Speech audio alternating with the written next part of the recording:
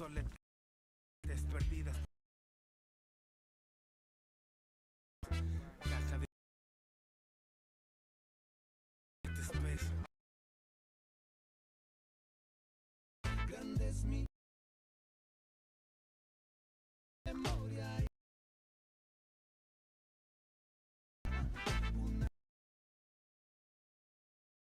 La injusticia.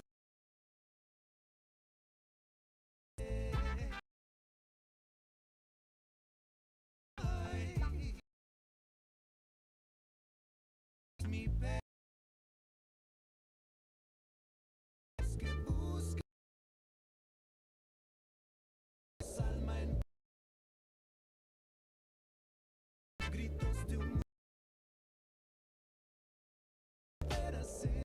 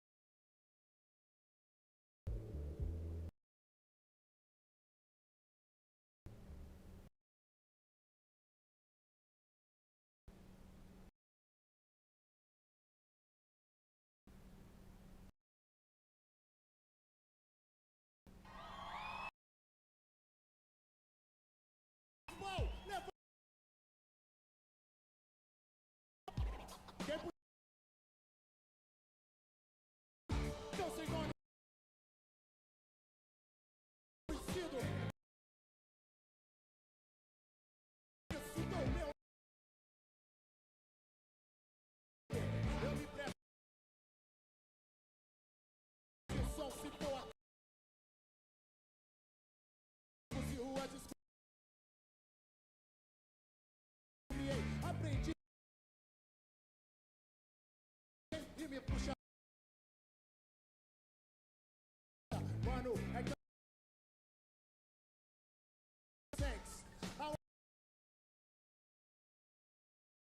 quem é pra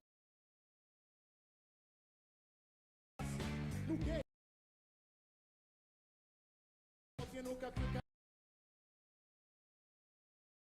a vida pra mim.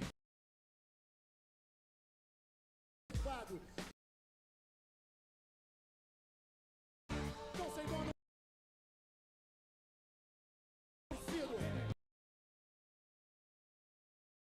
Isso do meu. Eu me missão ficou aqui. Pai. Conheci nossa imagem. Pois personifica bem informado. Esse um mundo outra uma guerra, valores injusta renda. Santo grau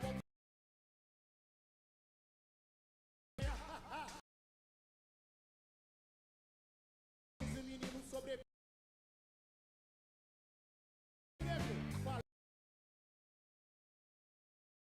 sabem bem qual é.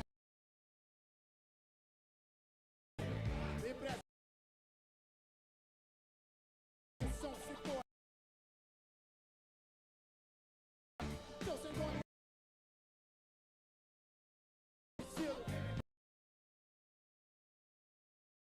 Isso do meu melhor.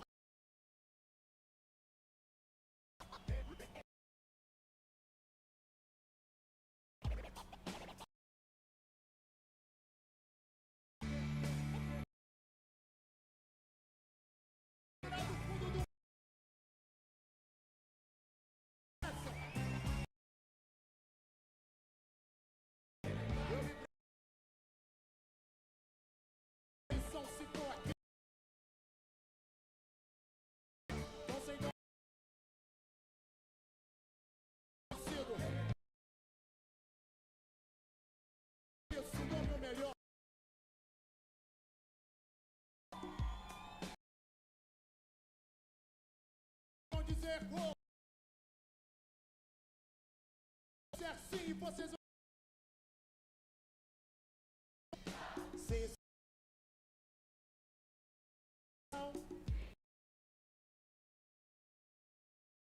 não se não.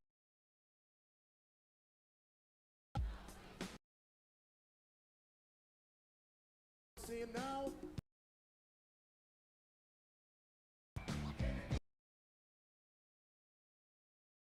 Certo. Suíço.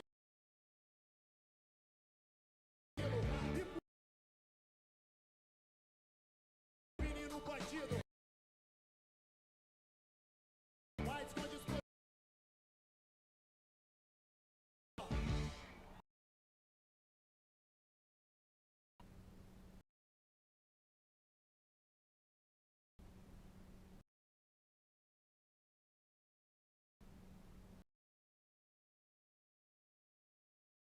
Doi a pouco. Vários momentos felizes. Cara, é uma. Junto com essa noite.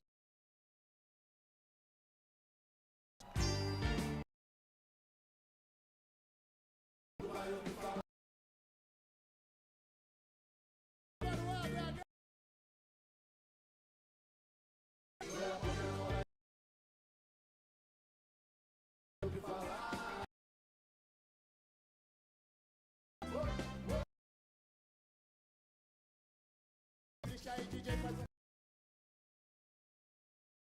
Quatro cantos da. Suspira pra ver. Favela, uma. Pois humildade. Minha fé é grande.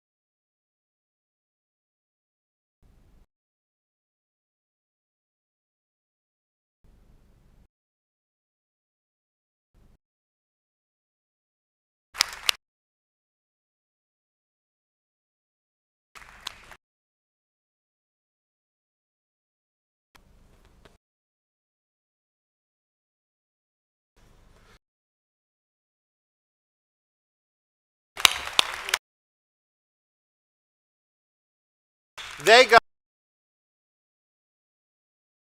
you to say they're very people of job.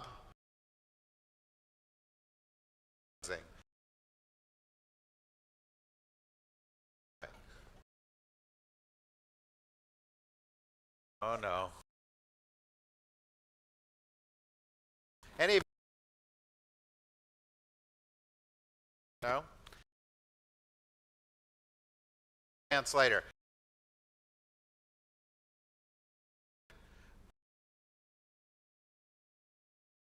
This is true every participate got the more sir. And there is Vanessa and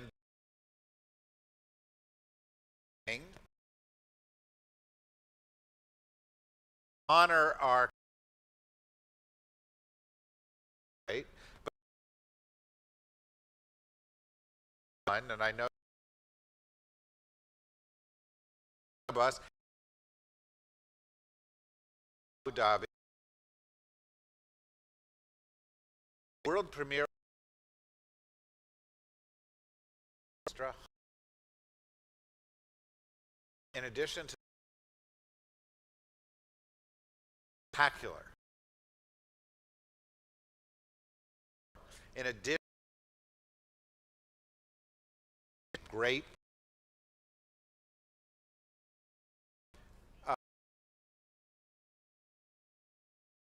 get to move. How many? It's I look, but just to in the building.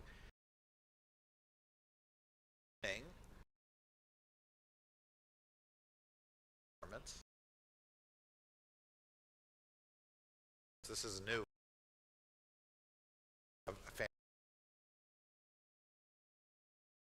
actress. You're gonna. Bono is. Then at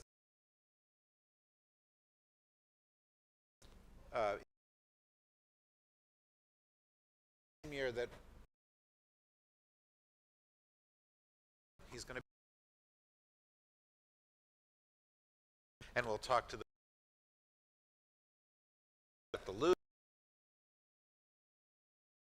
and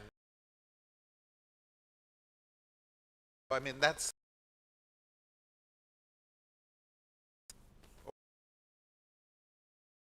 but the first and we're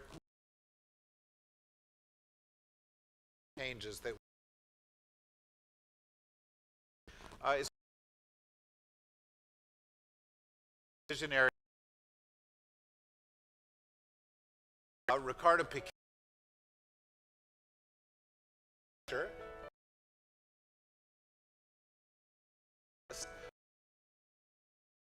Vice President and moderator was from take your in them up. Okay. Good morning.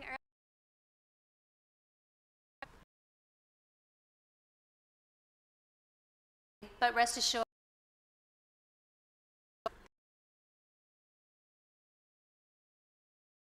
So anyway, thank you.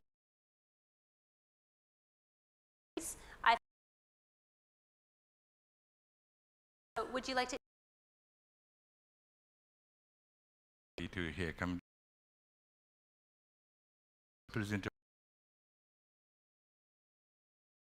proposal. Interesting. Also, music was science.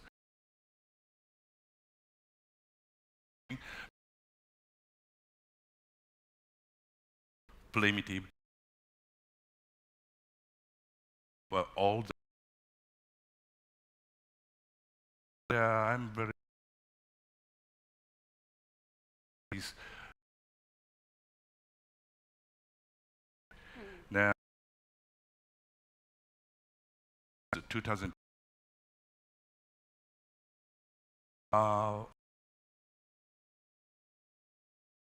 but all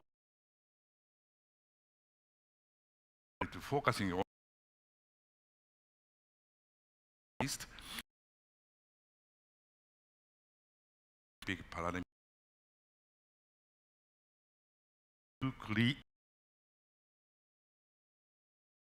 Especially, I'm a food now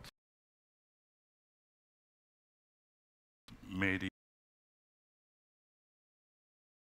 new music and also very for people and with life living support.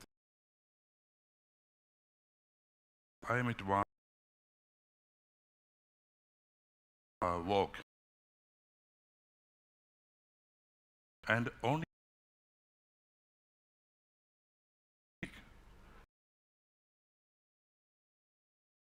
easy to piano only Japan nocturne. As you know,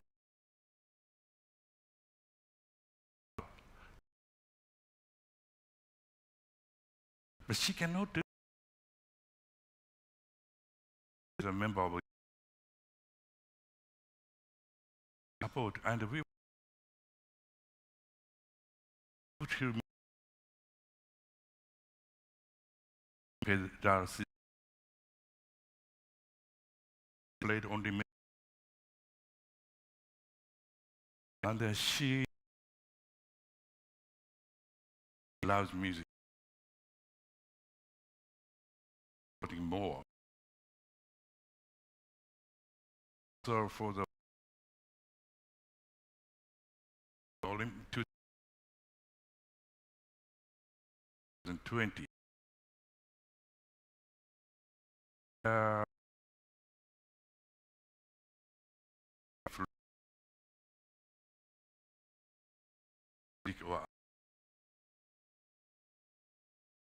I'm pleased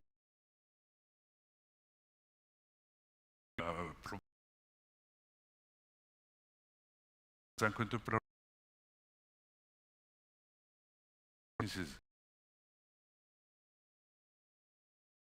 music. The music and also I play in the and tended to wife piano. He's a Do you have a video?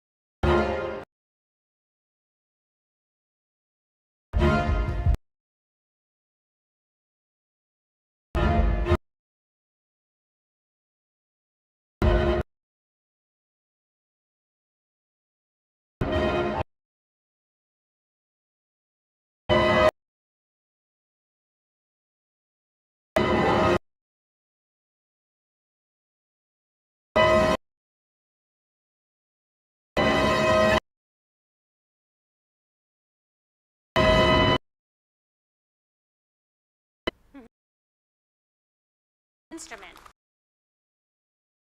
First, Right. into the don't ask. Please ask. Yeah, synthesis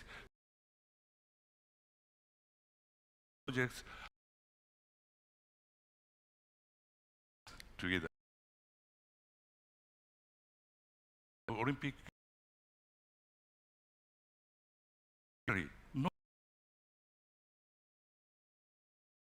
show you with please.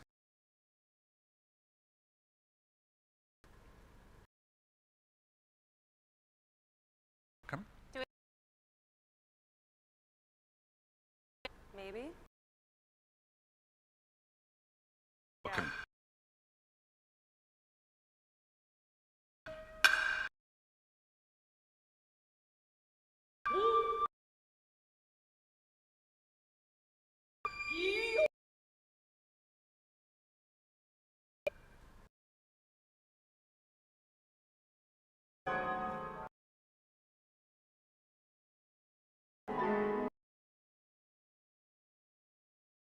Also sport.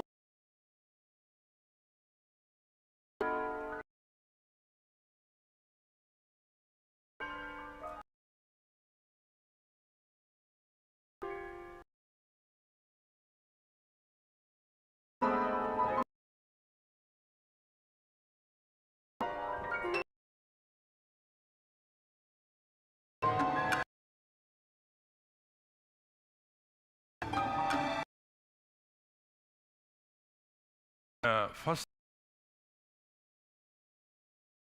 camera.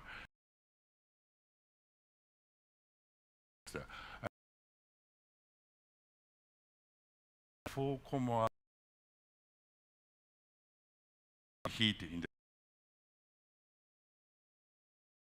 this more. I'm starting for new is you know we can use that for new that's Excited. going. Would you like to talk? Yeah. In English, yogas are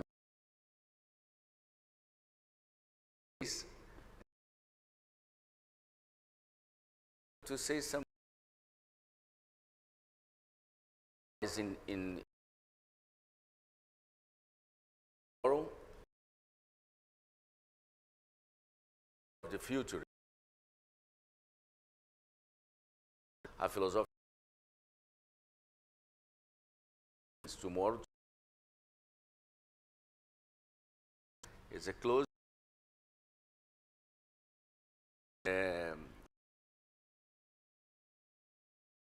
the tomorrow. In fact, is to show or science the any house and we in pillars and live with each other. We are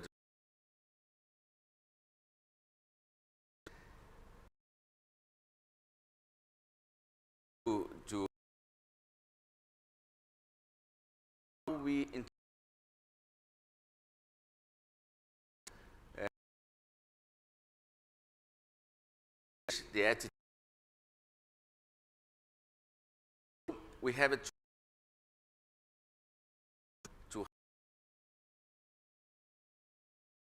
to inter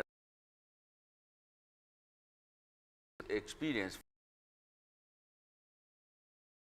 and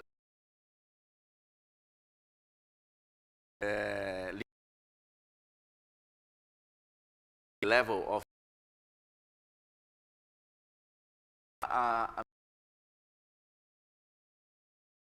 we that human about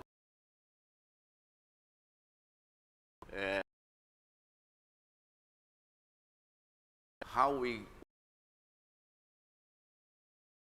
in this field that we in this panel about the and disruption for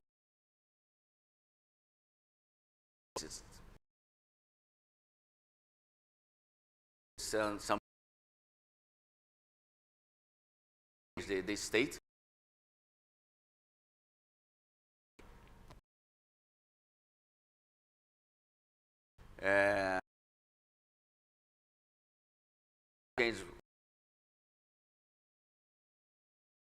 is consolidated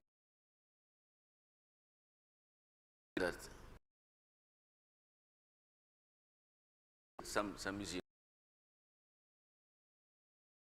can we think that case have some society by Spanish white building the masterpiece of the construction of that one museum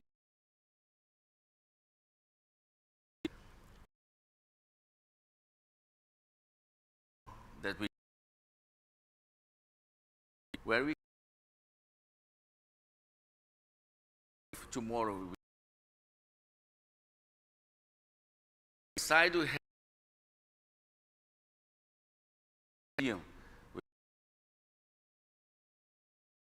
experience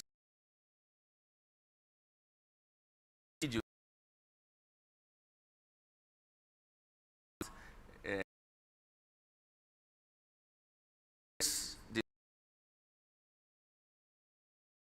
the solid that we can build it and on the roof and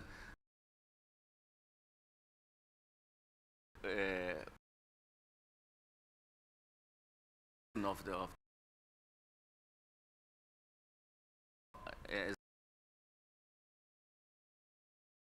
to in museum their mind out, yeah, some data 2 years and a half we can just when we and the Olympic Games 4,100,000 this Brazil and people number. We is people who never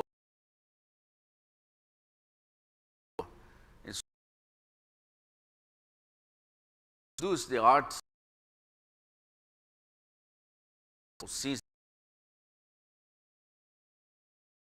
more than that department that is we are that we 300 data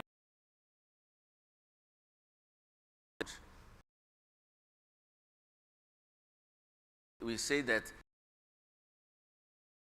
the port area, and so we ask and we interact with these people to invite to visit the construction and then to offer one big launch, big event for them, for more than 4,000 people before the general audience. And now we have more than 3,000 neighbors with the card that visit everywhere, every time. And so this way we create the social assets, social value for the museum. And the other side, we interact of many museums, science museums throughout the world, and Science Museum in London is our partner for more than 2 years. The Miraki in Tokyo, the new one in New York, the Climate Museum, UN Live in Copenhagen, and now the Future in Berlin, to talk about this new kind of museum. And so for us in Brazil, we establish a new standard. And so I think the third point, we check again. And so this is my few words about our museum, and I hope to see everyone in Brazil in our Museum of Tomorrow. So it sounds like there's some of the things that you guys have established is that art and technology very much go hand in hand, but also like inclusiveness, sustainability, and conviviality also are like kind of parts of how we're going to move into the future. Yeah, as I mentioned that we have a technology as a tool, not as a main part of our museum. Despite of this museum is a digital technological, but we say that the Museum of Tomorrow is a museum of humankinds, not of technology. That you use the museum, they use the technology to understand about the humankind. And so we facilitate, we have a high level of accessibility for everyone through the translation, to the braille system, to the roads.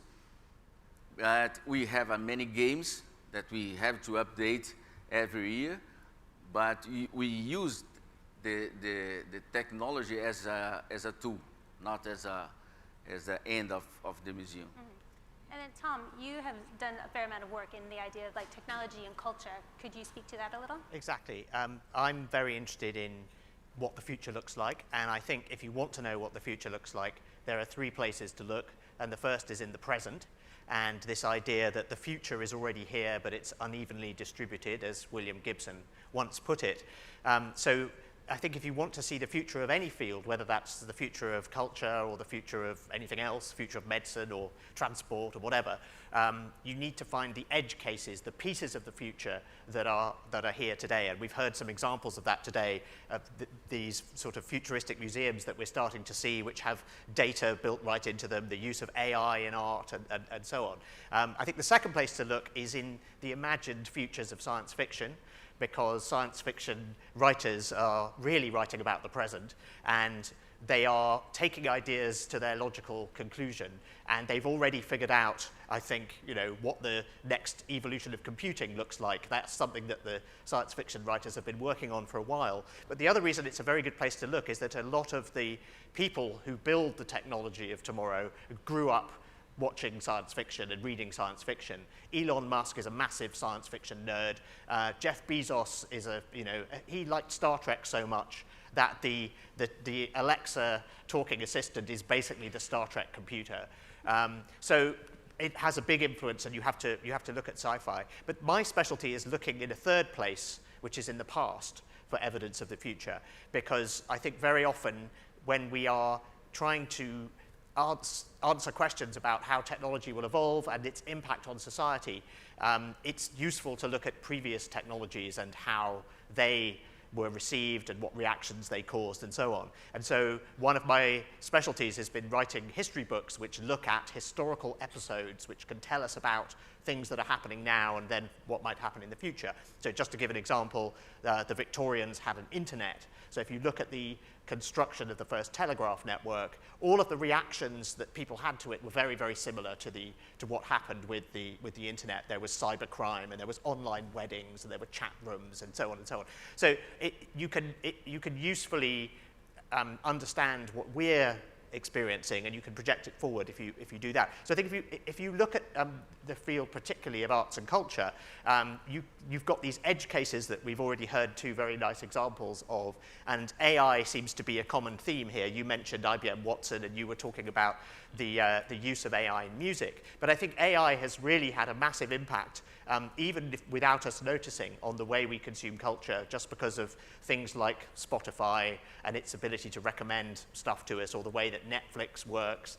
It just is, it's introducing you to things that you might not have wanted to, you might not even have known that you wanted to listen to or watch.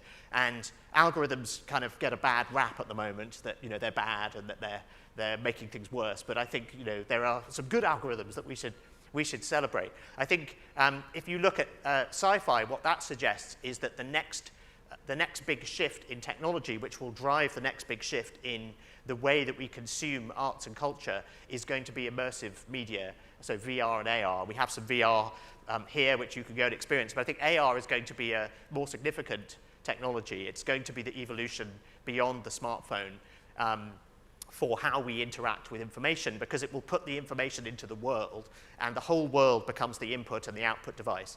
And we've already seen how mobile devices have changed the way that we consume media, but this will be another layer on top of that, and AI will be part of the interface, because it will be about gestures and speech and working out what you want before you realize that you want it. So those are the sorts of examples, and I think what history then tells us, if you look at the long history of media consumption, and this is something that I've looked at in some detail, back to the social media systems of the Roman Republic and this kind of thing, it's very clear that you get a new technology and people worry about it. And they worry that it's corrupting the youth. They worry that it's changing the way that people read things. They worry that people will read the wrong stuff, or they'll write the wrong stuff, or publish the wrong stuff. And this is an absolutely recurring theme throughout the history of media.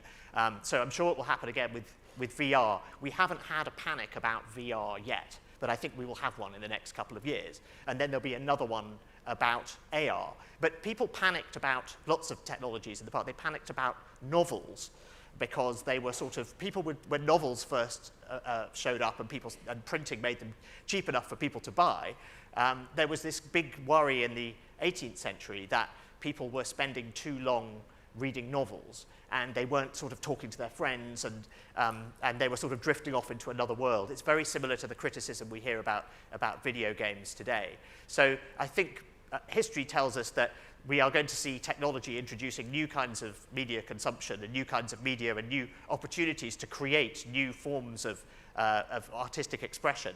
But we're also going to see a backlash against it. And I think we should just recognize that that's how we negotiate about the right and wrong uses of these technologies. Mm-hmm. And while they didn't provide us with crystal balls, I would love to hear each of you, if you could give us a sense of what you think is coming in the future, whether you think it's going to be more immersive or more focused on human interaction and less on technology. Let me encourage you to make these 1 minute each, so we can get a question or two from the audience. All right. So I AI, but very important is what we are center is in the human. AI is one of the partner, like an instrument. But very important is the idea, what we to create or what we are so seeing. Is more, we propose researching so many, used many AI, however, this is one partner. So I think it's very important to human communication. And the composer is to create the music, but it's only to make the space or piece for many people can meet. The AI is very easy to chance to give them. Only that. Not so AI to can compose for me. It is not interesting for us. I think that, as I mentioned, in our museum we talk about the humankind, but we talk about the near future, about the EA. We have a temporary exhibition in our lab. In the lab, it's the lab of activity of tomorrow. How we work in the new decades. And so we trying to project, trying to offer some information to the audience, reflect about this new future. But of course, we are focused on our concern and how to live in this moment. And we project some trends like biodiversity, climate change, the longevity of the humankind, how to live with the guy with 150 years old. Yeah, from 100 years you have to change the career to make a new MBA, for example. How to live with 10 billion people in the next decades, or not. So less than 10 billion decades, then 10 billion inhabitants in the world. What we can change, and we, of course, the technology is in everywhere. We discuss in every part, like foods. The next exhibition is about the food, how to produce in the sustainable way foods for the 10 billion people. What kind of food we eat every day, what kind of consume, what profile of the consume we have. You know that in the standard of consumer of American people, if everyone have the same standard, we need 4 planets. You don't have 4 planets to support. And so how to live with this reality now for the next decades. And so I think this technology is important, but we have to put the humankind in the center of the discussion. Right, specific prediction. So I talked about immersive technology, so AR and VR, and I think AR is the more important one, and that's the sort of the next computing interface 10 years from now after the, it'll take a while to get it to work, but sci-fi is all over that. So if you want to see what that looks like, read some sci-fi. I think another area where AI gets applied is in transport, and if autonomous vehicles become widespread, that is going to liberate a lot of time for people to consume media and to consume new forms of culture. So that could be even more of a bonanza for people like Netflix and the money that they're channeling into new video. It's a golden age for TV at the moment. So that's another possibility. Another thing that you see in sci-fi is that if it's true that the machines are going to do a lot of the work in the future and we're all going to have more leisure time, in these sort of utopian science fiction futures, nobody really has jobs. They're either explorers or they're artists. Or they're sort of secret agents, because then it's more exciting. But if that's true, then people are going to be more interested in expressing themselves. They're going to have more time to express themselves artistically. And if we do see sort of widespread technological unemployment, which I think is not as I'm not as worried about that as some people. But I think if we do, then that is going to mean that people place a greater emphasis on things that they or other people have created by hand. And I think that could have quite an influence. That would be an indirect way for AI to influence the arts. Okay, we have, No, so that. you deal with tomorrow, and I'm just dealing with the next panel. But we have a minute and just over, so let me give Laurie, I don't want to hit you here. Oh, it's the flying cube. The Yeah. flying cube. Laurie Fitzpagano. Ricardo, pergunta para ti. Are we going to do this in Portuguese? We're going to do this in both. Yeah. Ricardo, just to ask you about the museum and the ability, congratulations, you've talked about interface with the poor, et cetera. But my question really has to do with whether through the museum you have assessed your ability to deal with the huge question in Brazil of race and culture. It's a question that a lot of Brazil has been in denial over for years.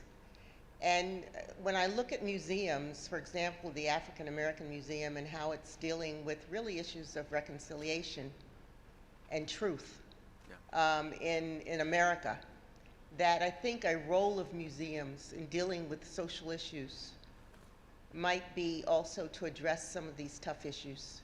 And I applaud you for your outreach to favelas and things that are going on. But I ask, in your assessment, are you, through the museum's programs, through the technology, et cetera, addressing this huge issue that plagues Brazil today, which is racism? Yeah. Thank you for your question. I think it's a very important question, and it's a pleasure to answer that. We manage this museum by values, and one of the values is respect. This most important words in our dictionary, respect. And so we work with everyone. We have in our team the different kind of colleagues from LGBT, for how can I say, the Africans, of course, one refugee from Congo, everyone. I think we work in harmony inside. And we have some flags, like the African matrix from the neighborhood, that we support them in our museum to discuss every year when a big seminar, 360 degrees, to evaluate how they live around this museum, around our museum. And last year, we promote one big discussion about the site that the UNESCO declared as a heritage of humanity, is a Cais do Valongo, is a port of slaves in the colony period, that we embrace this cause. We put inside the museum one baobab, is a symbol of African communities, and we discuss for one week, and we repeat for next years the discussion, the conditions of that people in terms of race, in terms of how can I say, preconceitos, to respect all the people. And so we say that in last year we have an awareness prize in New York about this kind of accessibility and respect of everyone. Thank you very, very much. Please join me in thanking this panel for a terrific discussion. Terrific start for the day. Thank you.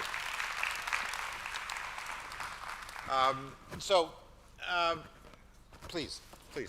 And those of you who are cowering in the corners, please come and get some seat. I think we could talk about this stuff at great length.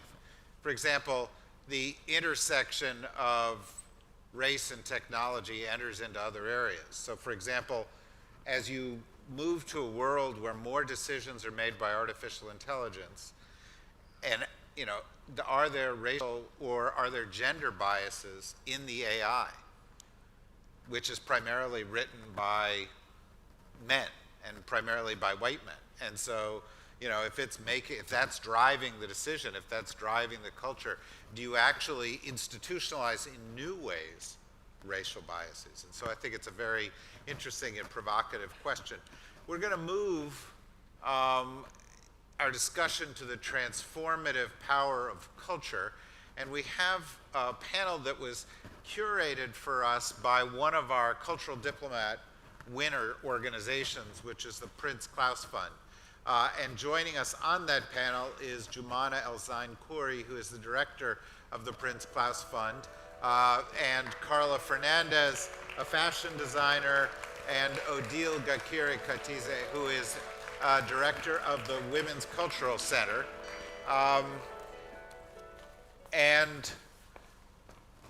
We were in the future there. and dealing with some pretty interesting big concepts of the future. And you're dealing with a lot more sort of on-the-ground issues right now, and yet it's still transformative. It's still about moving forward and using culture to drive moving forward. Maybe you can talk a little bit about the Prince Claus Fund to frame this discussion. Yeah. I mean, so we're a fund that has been supporting something very basic, which is culture and development. And we've been supporting it in Africa, Asia, Latin America, and the Caribbean for the past 21 years. And when we have to fundraise a lot of the money that we need to support and distribute. And when I go and see funders and they ask me, why do I need to support this? I always say because culture is transforming our societies all over the world. And I really appreciated what you said yesterday, that there was no soft power. Because we see firsthand every single day, and we're inspired by it, as to how culture is transforming societies around the world. And how culture is not only transforming, but also developing societies and bringing societies to a different level, allowing for people to discuss difficult issues, allowing for people to peace and reconciliation, as you were just discussing, allowing for many, many different aspects of society and communities. And I think the best way of discussing this is actually by offering the platform to two of our partners. So we have Carla Fernandez, who's from Mexico, and Odile Gakir-Katez, who's from Rwanda, who come from very different contexts, but who are doing something very similar, which is through art, bringing people together and developing the society. I think it's a great point, and I think it's really important to what we're talking about here. So many people think of art and culture as something that somebody did, an accessory, but it's also static. Yeah. It doesn't move. And when you look at it as something that drives change, and that's always evolving, and that is alive. And that's a big difference, right? And actually, I think we've seen military solutions, we've seen economic solutions, but the only solution that is sustainable is really the cultural one, because culture is who we are. Culture is something that we can identify with. Culture is something that takes us back to our basic human emotions. And we can come from very different contexts, but we can understand pain. We can understand the importance of having joy in a context such as Rwanda, for example. So it really brings it down to the basic level. And we have a motto at the Prince Claus Fund, which I'm very proud of, which is culture is a basic need. So culture is as important as having food on your table, as having shelter over your head. It's really your identity, and it's what you're proud of. So Odile, talk a little bit about how you've been working with the Prince Claus Fund and how you've been taking these ideas and applying them. Yes, we have been working with the Prince Claus since 2004, and they've been the best dream partners. And I like one of the themes they have. You don't have to say that just because Jumana. No, I have to say that. Okay. Yes, because I've paid them. And there was a theme that really also lead my work was the frontiers of reality. How do we push them? And in my case, in a post-conflict society that is Rwanda, I was really motivated by the fact of bringing joy in my country. And through the drumming, which was a field that was forbidden to women, we have accessed an amazing amount of joy and jubilation. We didn't expect that. And we are also developing, the drumming is developing the women drummers, and giving them an identity is really translating the gender policy we have in Rwanda and making the world accessible and a better place for us. It's so interesting to me that drumming is, in many cultures, men's business. Mm-hmm. I went to an organization in New York that was trying to help young women define their identity, and it was dealing with rock and roll. And it found one of the greatest ways to empower and strengthen women was to train women drummers.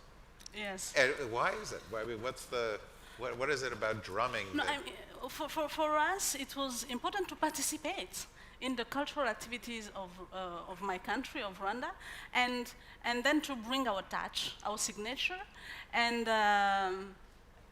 invading this space. As she said, we don't expect development to come from culture, because they kept asking, why do you want to waste your money in drumming? Why do you want a woman to drum? What is the use of that?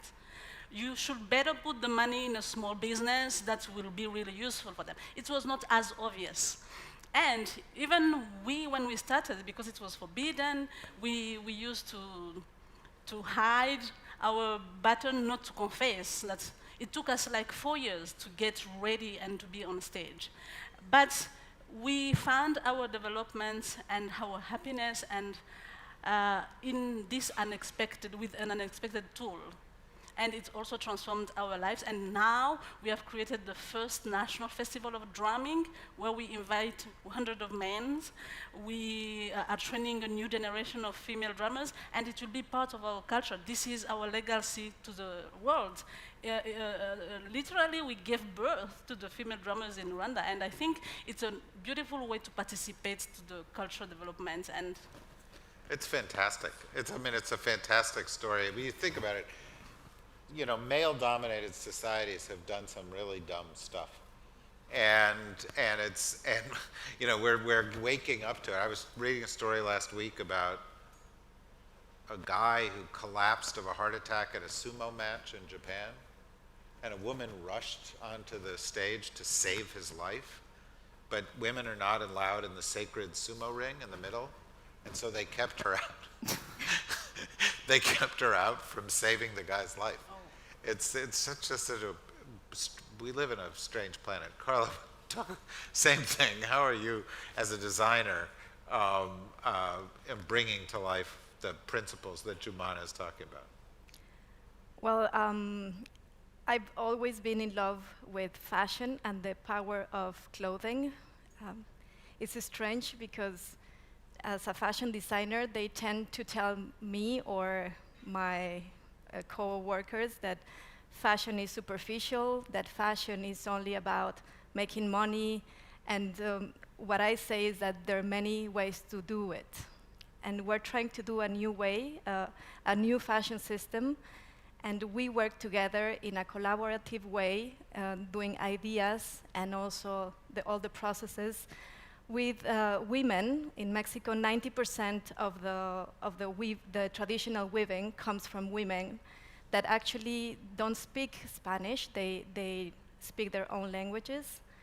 And which is very interesting is that if you follow They speak indigenous languages? Yes, Yeah. yes. But if you follow like the laws of business schools of fashion, they will always tell me, you're crazy. You are not gonna make it. Why are you doing this? And I tell them, because I really believe that there's another way of making fashion. And that is that I want to work with the best designers in my country that are in the highlands, that are in, you know, in the deserts, that are like where they're invisible, but I don't know why, because they're the best. I mean, if you see the quality of an Hermes jacket, you know, or, you know, Givenchy or all those designers, French designers, they're exactly the same and exactly amazing, and the amazing stories that are behind all these garments, that some of them, they've been like 3,000 years of backstrap loom, of hand painting, of embroideries, and we believe in our fashion house that we are agents, cultural agents. Like Doris she's also here, and she's my teacher. And she told me, as the Prince Claus, that we have to spread the word, no? Of all those hidden stories. And every time that we work with a community, we make a video showing how complex it is and how beautiful, and it's an open book. If you go to Chiapas and you know how to read those textiles, and you know if the lady is married, where she comes from, what it says, you know, and well, I'm pretty amazed of the power of fashion, and we like to translate it as culture as well. One of the things that strikes me in listening to both of these stories is that they're both about using heritage to move forward. Is that a central theme in what you do? It absolutely is. I mean, in Odile's story, it's of course, drumming is very beautiful, and the drums and the drumming that the concerts that they make are incredible when you see all of these women drumming with such force.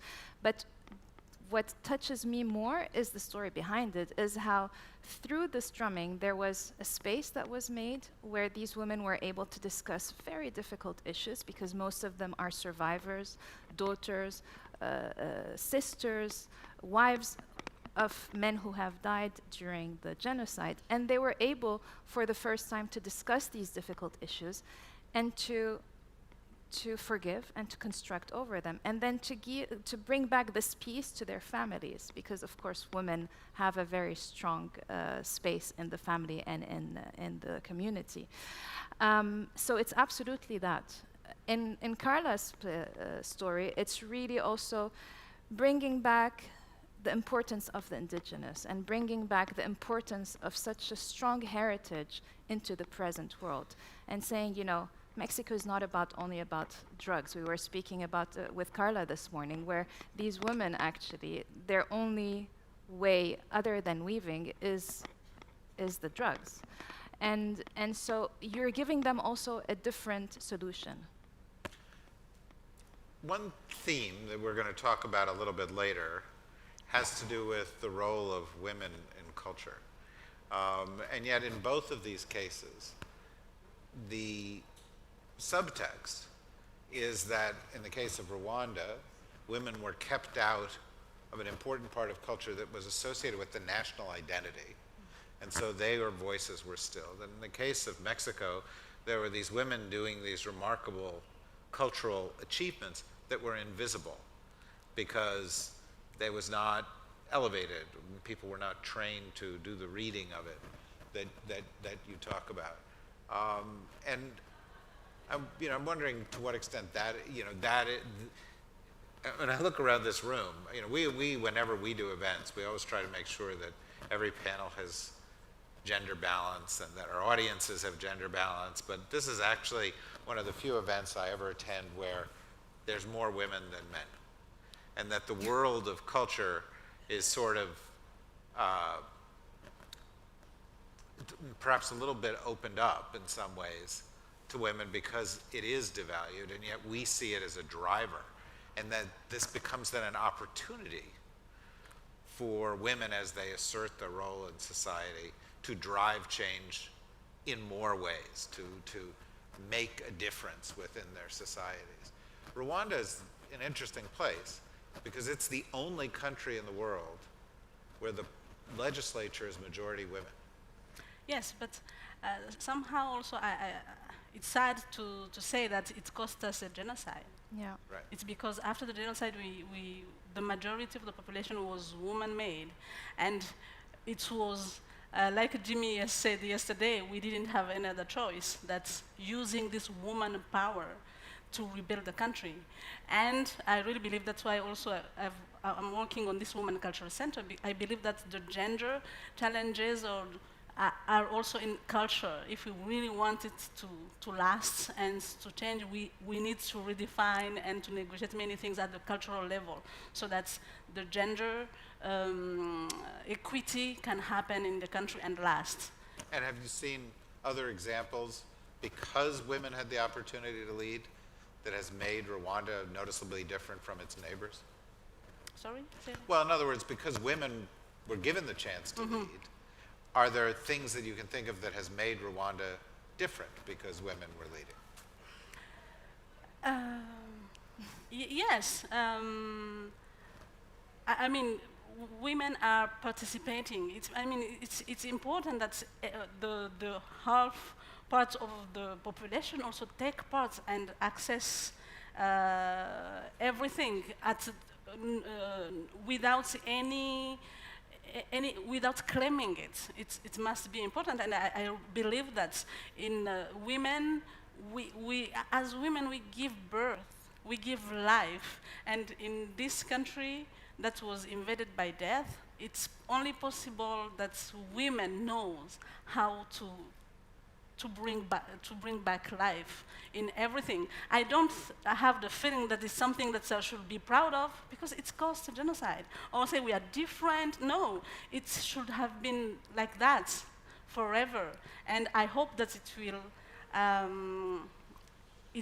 end, it will build a better country where there is no exclusion or division or anything. It's something that it should be naturally be done, not claimed, and we should not fight for that. It's a basic right of every woman, every human right.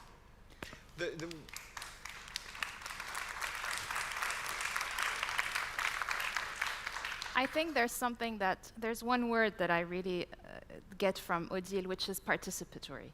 I think it's not only about women, and that's what you see also through culture. It's really being able to give the voice to these alternative narratives, to these different stories, to these multiplicity of people who constitute a society. So it's of course women, it's also the indigenous, it's also, so I mean, it's really giving the platform, and that is the best done through culture, to be able to tell the different angles of one single culture, actually, because there's no one main narrative, a dominant narrative, there's really a multiplicity of them. Well, if you're going to, sort of catalog the crimes of much of civilization, I've long believed that the systematic suppression of women is the #1 crime of history, actually, which has had countless costs. But another one on that list has been the effort to eradicate indigenous cultures, to come into a country and eliminate them, marginalize them, and get rid of them. Do you see in your work hope that new appreciation and economic value can be associated to the work of these indigenous communities? Well, I think now the world is understanding that we need a balance. And that balance has to come from the balance from rural and from urban. And we need, as humans, to sustain that balance. And at least in my country, we need to learn a lot from the indigenous communities and their sustainability. And that poses always a question that who has to learn from who. And every time that I go, every single time that I make a field trip or I go, I say, it's like, yes, this is the answer for all of us, you know? It's like, we don't need that much money, we don't need so many things, we don't need a car, we don't need shoes, you don't know, it depends on where you live, but really, and we also have to be very humble and say and respect the different ways of living, because as you can see, I am Western, no? So in terms of saying I live in Mexico City, but I understand and I teach my kids that we have to start learning the best from all of us. So I really like to, every time that I travel, I see it's like we have to get the best of the Dutch, and we have to get the best of the Emirates, and we have to get the best of Rwanda, and then make like this global society. And kids are into it. No, they tend to now think of humanity instead of, oh, obviously I am Mexican, and no, and you're American, and still goes on and on. But new generations are thinking more global, and we have a lot to learn from the indigenous communities. No question about it. As the Prince Claus Fund works with groups like these, I just think it'd be interesting for everybody in the crowd to understand. What are the metrics that you use to determine the metrics to determine that an investment is working? It's not an investment. It's taking the risk together with our partners. It's really, I mean, we receive so many proposals, and we receive so many applications throughout the year, and we receive so many nominations for awards. And you can feel the soul when it's written in even the simplest two-pager. You can feel the transformative power that these people are putting into. You can feel the innovative idea. But what is the most important is the respect, and to be able to go back to the ground and to ask people on the ground, is this project feasible in the local context? Is this project acceptable in the local context? Because we work in such a broad range of culture, so we work in cultural heritage, we work in music and dance and fashion. It's really, culture for us is very broad. And in so many different countries, you need to have the context sensitivity. So I think it's being able to manage that ensures that we are able to support the best. Okay, so let me ask you each a question, and then I want to open it up to the audience. If you could envision over the next couple of years where you would like to take the work you've been doing, what do you want to do next? Yes, we have been working, the group of female drummers was created 14 years ago, but until now we don't have, in my country, the recognition and legitimacy. We are still considered as these women who broke our culture, who perverted it. And I need now recognition and legitimacy. I need support from Rwanda. I need this legacy to be there tomorrow. I need to make sure that it will be part of our culture, because they're still telling me, this is not Rwandan culture. Women in our tradition do not even touch. Well, who grants legitimacy? Sorry? Who gives you legitimacy? The government gives you? I think the press gives you? Society gives you? Yes, we have international recognition. We have been performing all over the world, but in Rwanda, we don't perform, we don't represent the culture, we don't represent the country. It's still, we are still outsiders, and it needs to be integrated in our culture, yes. So that's a good next step. What is the next step for what you'd like to do? Well, we want to work together with technology. Even I use the Prince Claus, what it says, the future is handmade. I truly believe that the future is handmade, but we need to work together with technology. And because we need more people start working and together and giving the best of each other to make, we were talking yesterday of extinguishing cultures. In my country, really, sometimes I go to a place and they don't know the technique anymore. And we have to go to the library and read how it was made. So they get vanished, they just disappear. And if you tend to document and tend to make it also cool for the new generations in the indigenous communities, for example, we gave this workshop where the young women didn't want to do more backstrap loom because they wanted to do denim. And it was super easy for us. Let's do denim in backstrap loom. That's it, no, as simple as that.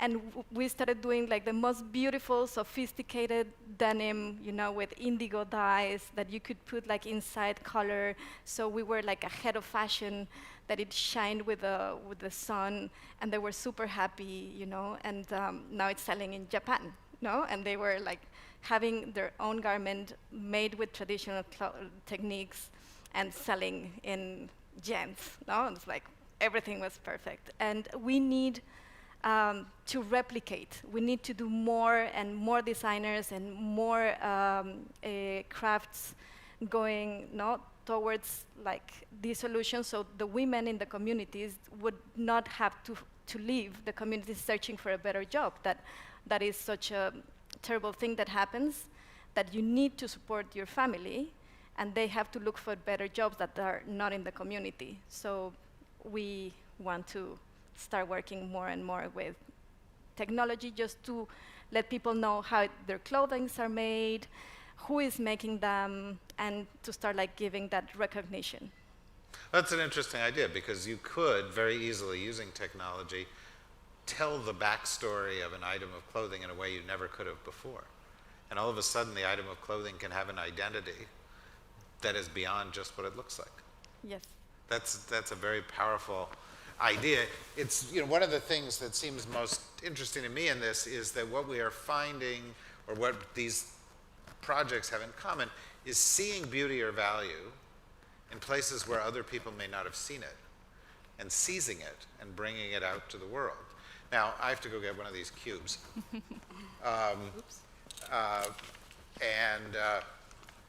Somebody must have a question, and this is the opportunity. All right. Excuse me 1 second here.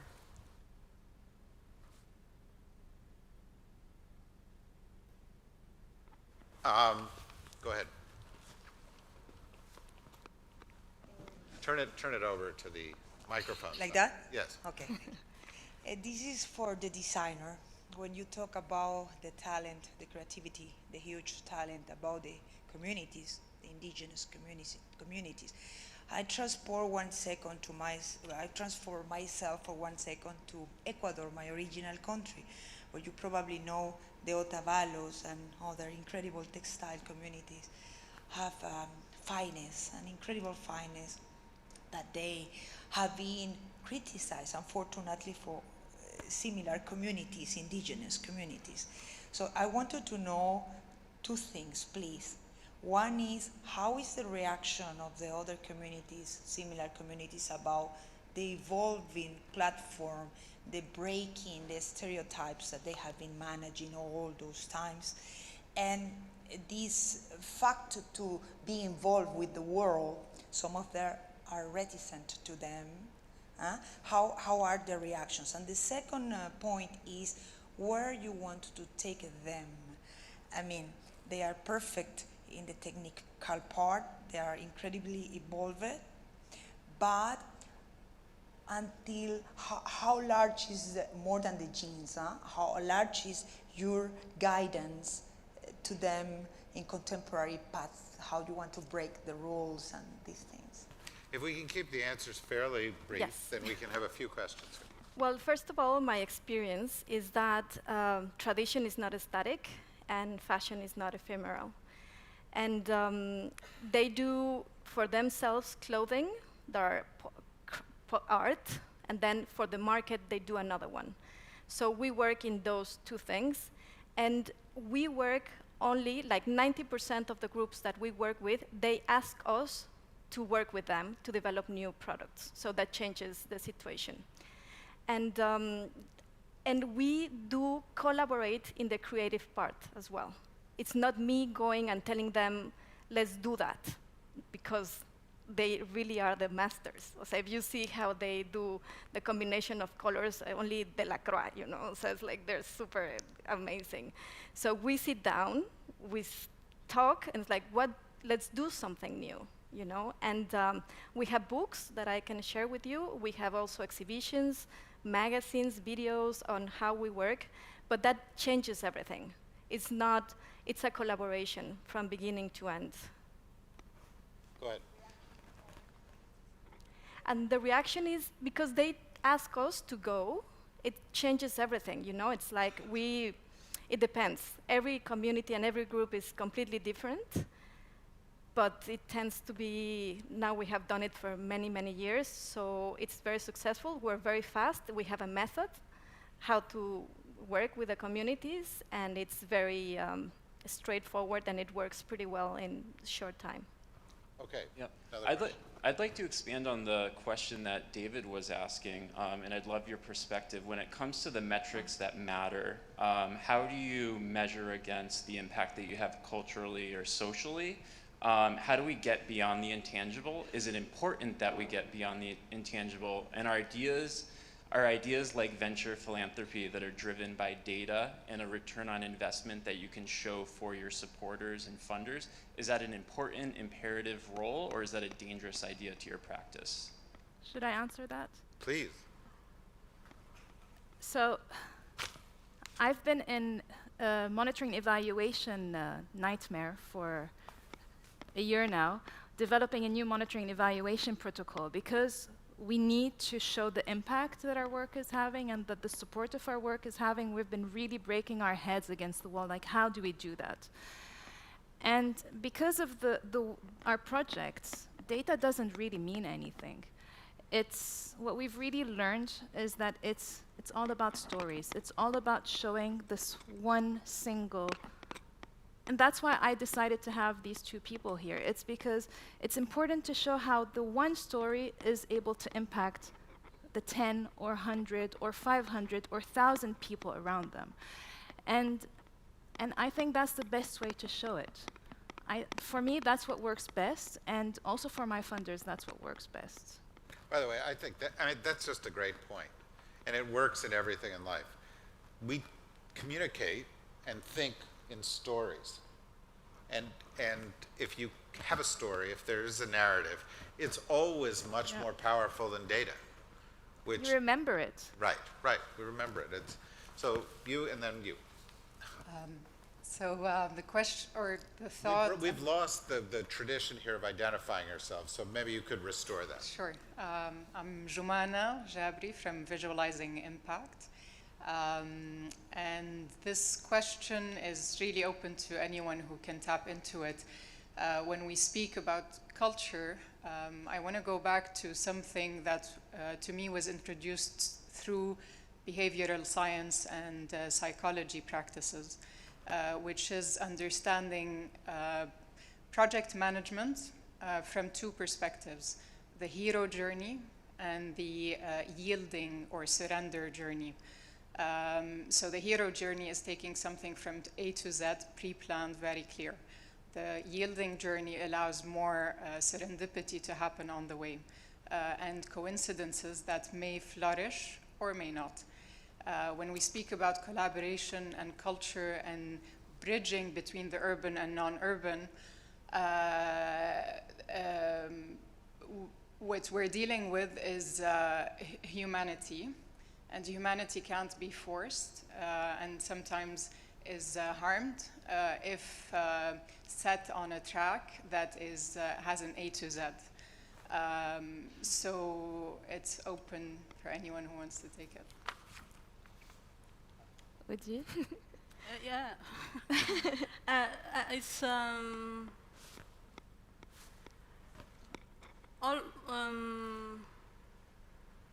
No, I'll let you start. Okay. Carla, do you want? Well, I think we talk about it, and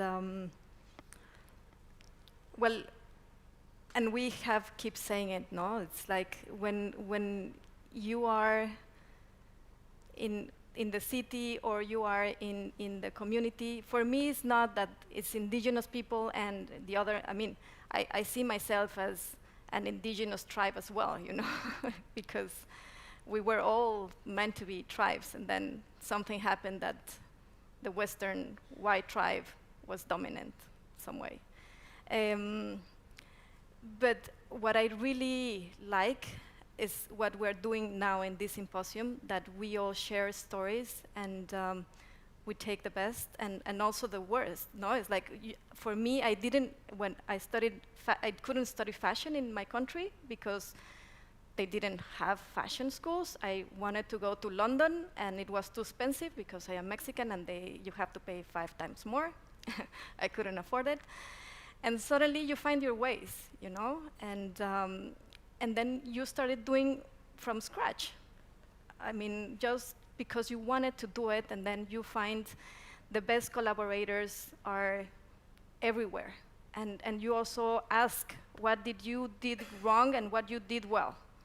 And that is my school, and that is my university, and that is, I keep asking people, okay, tell me your story, and how should I not mess that much, no? And I start like collecting things. I don't know if that's I think it's definitely not the hero journey. It's definitely the other one, and it's all about taking risks. I mean, when you go into a collaboration and when you deal with culture, you don't know what you're going to end up with at the end of the day, and you need to be prepared to do that. And I think that's how it works, especially for collaborations. We have time for a very short question and a short answer. Hi everybody, my name is Beko Dranov. I am a music and cultural producer from Brazil.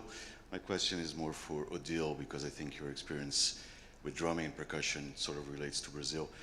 I just was very curious, how do you share, and if you share the experience of your project and your work with other African countries and with countries around the world? In Brazil, we have, it's also, the drumming and the percussion is heavily male dominated, but there's a group in Bahia called Dida, all of girls and ladies, and it's an incredible drumming group, it's huge. Do you connect with other groups? Do you show your experience around Africa and the world?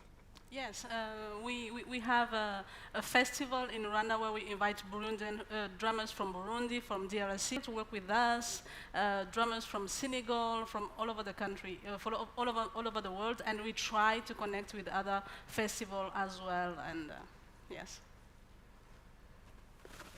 Well, this is fascinating, and it's a beginning of a discussion that is going to continue on here. And also that we will honor tonight at the Cultural Diplomat Awards, because we think this work, the work each of you are doing, is so important and is so core to the ideas that we're here to talk about. Please join me in thanking everybody on this panel for a terrific job.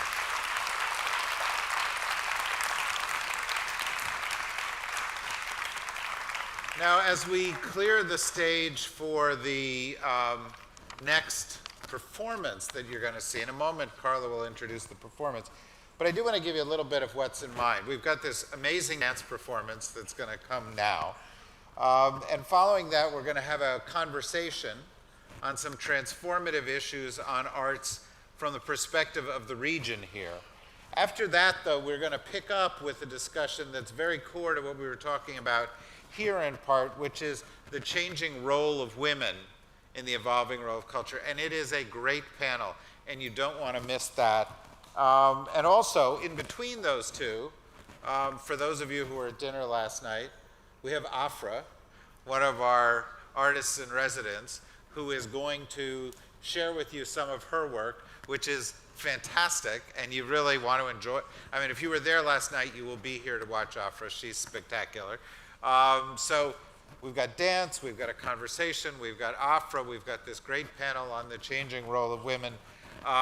It's a really great lineup for the rest of the morning.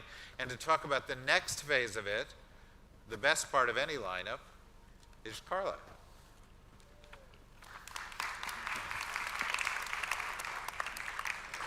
Good morning, everybody. Thank you. Good morning. Well, it's really a privilege to introduce you to our first dance performance for this year's Culture Summit. We have with us Akash Odedra, who is a world-renowned choreographer and dancer. He was born in Birmingham and trained in the classical Indian dance styles of Kathak and Bharatanatyam. I'm probably mispronouncing that, and I apologize, in the UK and in India. He incorporates that training in a unique synthesis with contemporary dance, which is really very special, both in his choreography and in his creations with other choreographers. Odedra has received numerous awards and bursaries, including a development grant by the Arts Council England, a 2-year bursary from Académie, a Danza and Danza Award, a Dora Performance Award, Best Performance in 2013 from Croatia, and a Sky Academy Arts Scholarship. So please join me in giving a warm welcome to Akash Odedra. Thank you.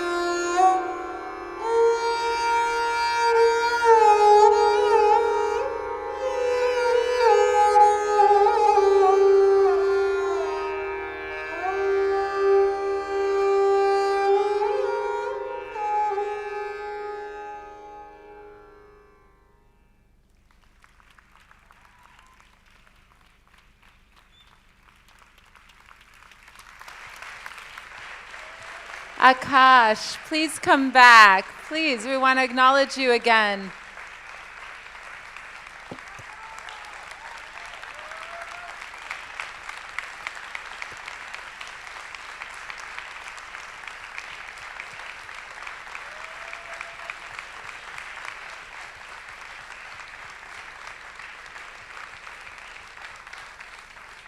Well, thank you so much for bringing us a piece of your culture, and I invite all of you to stay with us. We have many wonderful performances coming up. Back to you, David. Well, that was easy. We have a break. So, break. See you back in 15 minutes, okay? Please come back. There's more like that. So there's more great stuff.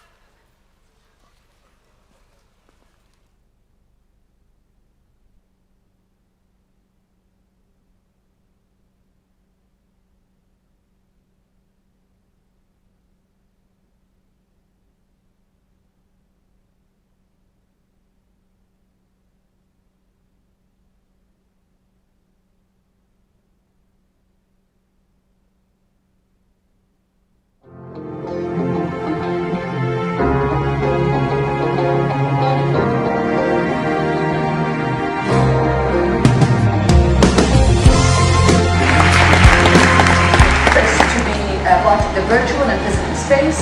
I can sing and I can dance. Use philanthropy like the Ford Foundation. We are all connected in this cultural flow.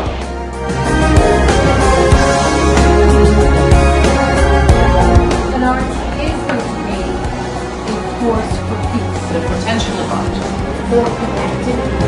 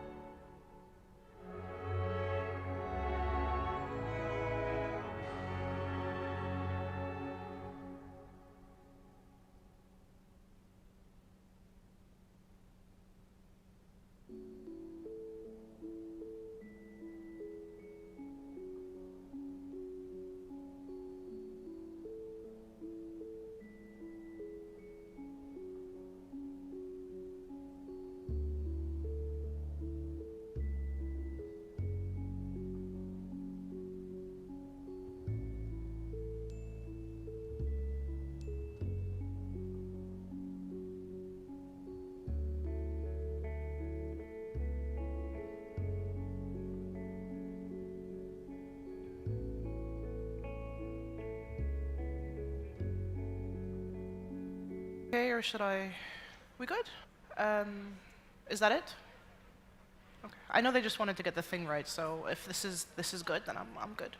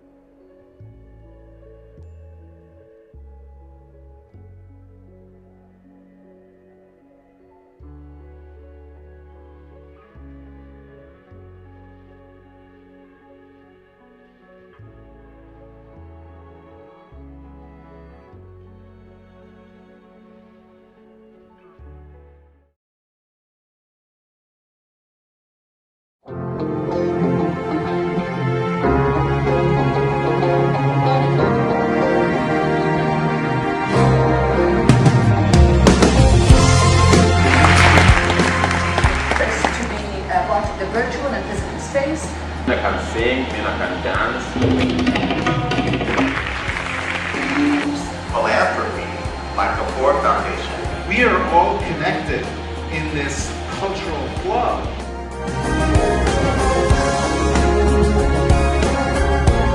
And art is going to be a force for peace. The potential of art. For connectivity.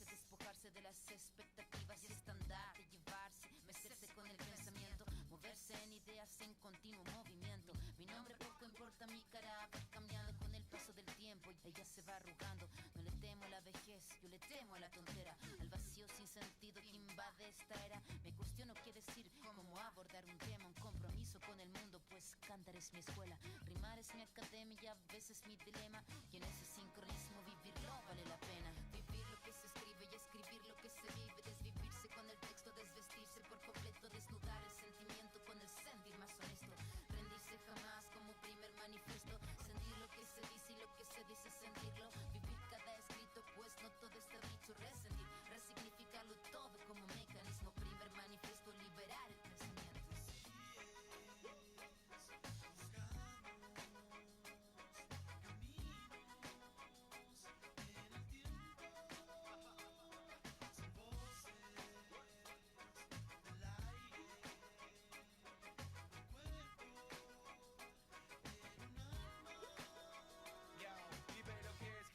Siente lo que se dice, la música me eligió y yo a ella. Somos felices, no importa el escenario que pise.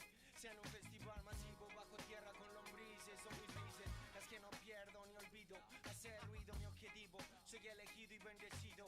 Perdón por haber mordido el fruto prohibido. Y si hoy vivo es por esto que llevo conmigo. Amigo del sonido, fiel a los míos y a mis principios. Barrio a mi inicio, ando difícil y uno que otro esfuerzo y sacrificio. Como alejarme de este vicio, yo soy la voz de los anónimos, de los que rimamos para subir el ánimo. Humanos, más que colegas, hermanos. Dedica y hazlo de corazón, pana, que todo lo demás el tiempo se encargará hasta que llegue la oportunidad. Hazlo de corazón, pana, que todo lo demás el tiempo se encargará.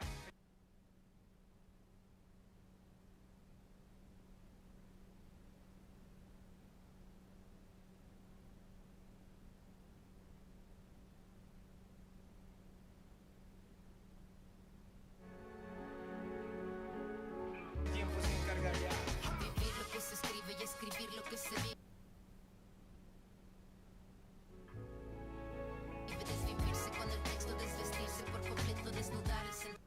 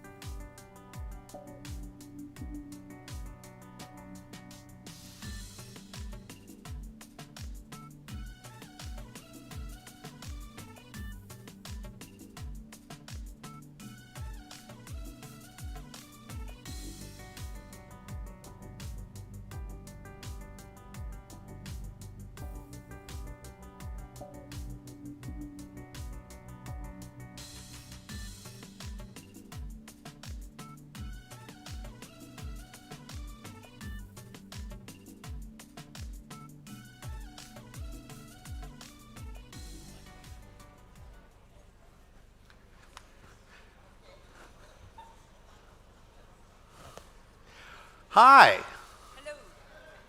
Hi. Hi. Hi. Did everybody have the cake? Did you have it? It's good. No, there was really tonight, just now, it was good. Okay, so we got a lot of great stuff. We've got a panel that's going to be much more interactive coming up right now, which will be fun. But you guys have to participate, because if you don't, they don't have anything to say, and then, then what'll happen? So you gotta be involved. And then we're going to turn to Afra, and then we've got this powerhouse panel on the role of women in culture, which you really, really don't want to miss. So to get started, we've got a panel on art and culture on demand, changing models. This has been curated by a partner organization of ours called Nuquat, and Zainab Barhoum, who was supposed to be on it, was unable to join us. So what we've got here today is Ali Nusef, who's the co-founder and CEO of Mansour, and Abdallah Al-Shami, who's the managing partner and editor at large of Mad Solutions. And they're going to have a little conversation, and then they're going to draw you into the conversation. And I'm going to toss the catch box around. Thank you. All right. Thank you. Thank you. Sorry, I'm giving some of you my back. So, as David has said, unfortunately, due to horrendous logistical nightmares, we don't have a couple of our panelists with us, including Zainab Barhoum and Tariq Jamal, but we've decided to toss the coin on its back and take it to our advantage and democratize this session, because sometimes we feel that culture can be a little bit elitist in some of these events, and we thought we'll engage with everyone here and be part and parcel of the panel as opposed to only just Q&As. So my name is Abdallah. I'm a managing partner for Mad Solutions, which is a one-stop shop studio for the film, Arab film production, promotion, and distribution.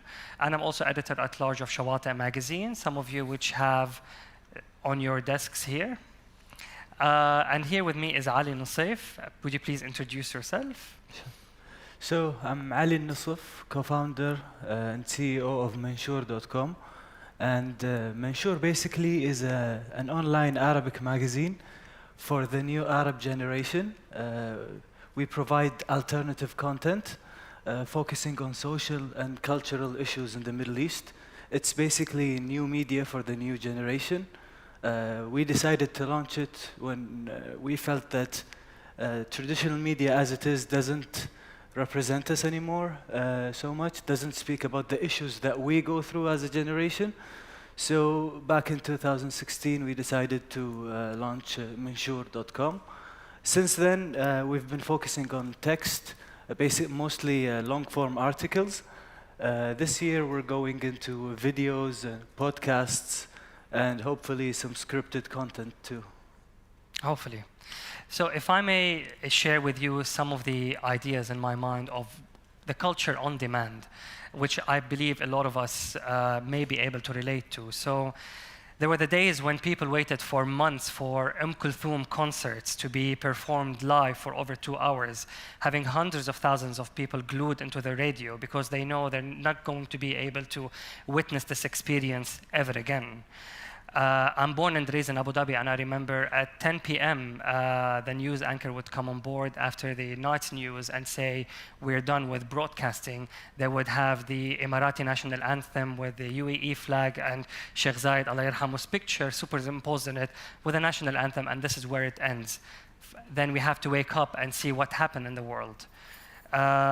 We used to have time to reflect on the content that our minds and all of our senses are engaging in. But now we just scroll, if we even manage to make it past the headlines.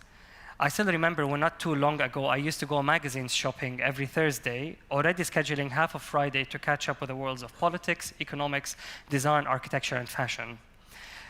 Do we have to contemplate what we devour, what our minds are absorbing, to appreciate what content we're being given the choice to have access to, and to differentiate between what's good and bad, what's authentic and fake? The culture of on-demand means that we have to create more at a shorter period of time. Is this creative, and is it financially, and is the financial and mental pressure worth it? What does it serve? Are our cultural offerings becoming like fast fashion labels like H&M and Zara? And whatever happened to the Hermes of content? What about content for youth and kids from the Arab world? What are our stories, our culture, our heroes, our idols? Are they being picked up commercially? So many questions that I feel we're struggling to find answers for, but we have Ali here that may have tried to crack some kind of an equation to do it through his platform, Mansour, and we will start with him. Sure.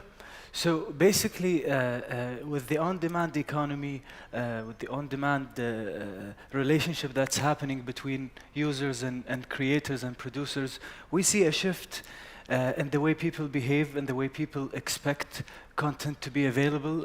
Nobody wants to wait and watch an episode every week of a certain show.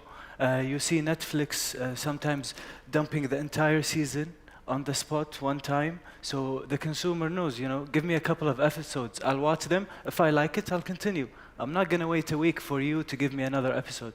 It doesn't work anymore. I have other options. If it's not good enough, I'm gonna move away.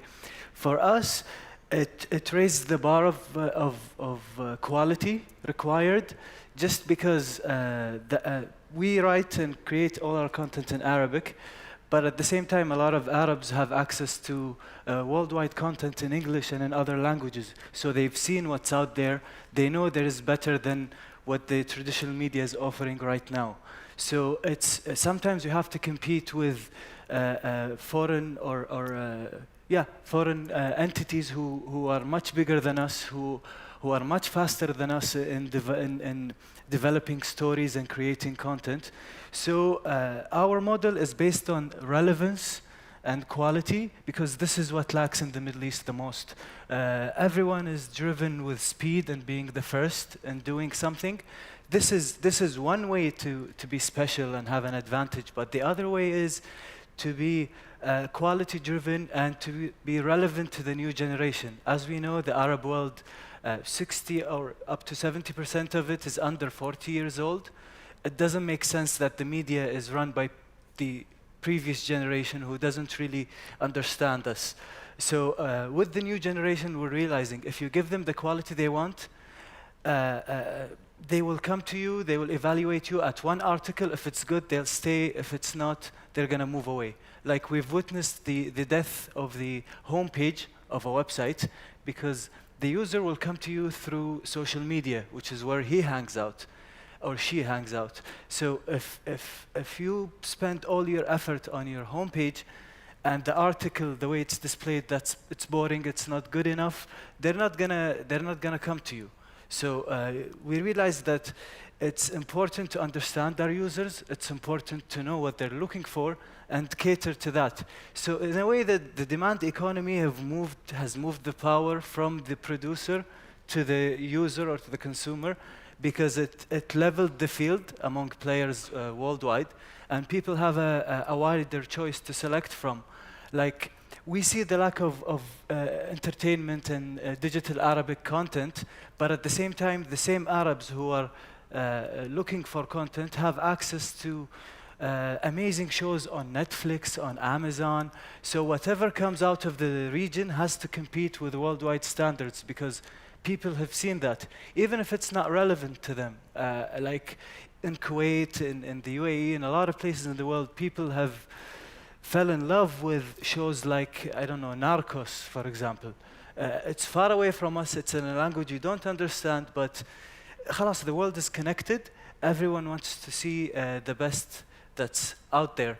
And I think it's going to be changing even more. It's so exciting what's happening in the region. The new generation is manifesting a new identity, a new culture, a new social identity. So we're recognizing that, and we're trying to capture this shift in identity. So far, it's been really promising. Honestly, the Middle East is tough to crack.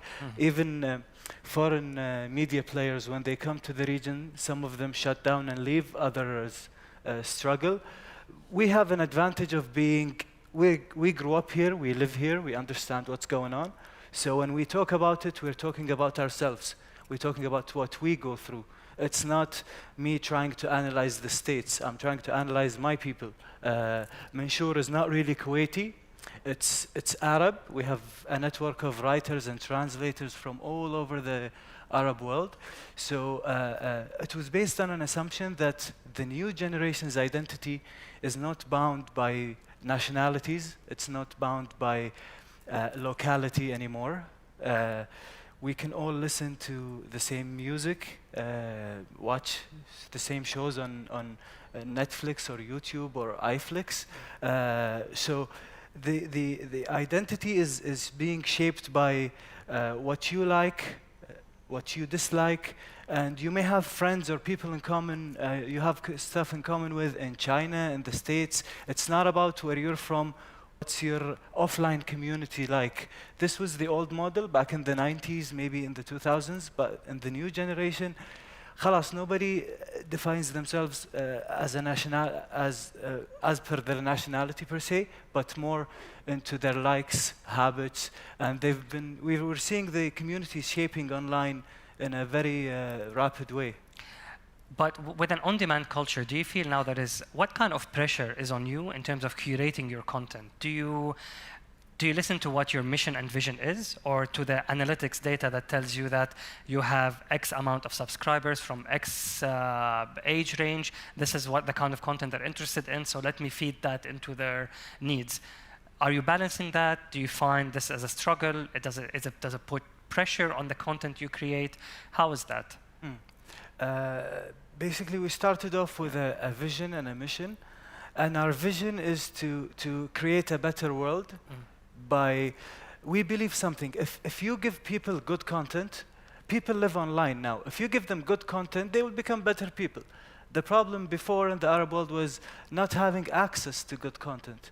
But now, if you put it out there online and people consume it, the stereotypes will be broken, new relationships will be built, people will be more human. It doesn't make sense to have borders and whatnot offline, while online we can behave and see each other without any boundaries. Yeah. So we started off with this mission. It got validated with data. And my partner and I argue about this a lot. It's that we're data informed. We're not really data driven, because the data can take you anywhere. Yeah. But you have to understand what's happening and why. And is this a road you want to take? Like, I'll give you an example. When we launched Mansour, everyone told us, why are you doing text? Arabs don't read. It's 2016. We do. And you're launching a platform for long-form articles. Are you insane? But we wanted to see, is there people like us out there? And it turns out there is. When you have a mission, people, consumers, users now are savvy, they're smart. So we capitalized on a concept that if you write something relevant to the people, they will read it, even if it's long. We have a balanced approach. We can't always keep up with what's happening in the world and writing about it, because you need to be a big organization to be able to do that. So we do a mix and match between being relevant on time-sensitive issues and being relevant to what's happening on the daily level for the Arab user. So like our generation, we have existential issues, we have mental issues, anxiety, fear, a lot of issues that the previous generation didn't necessarily deal with.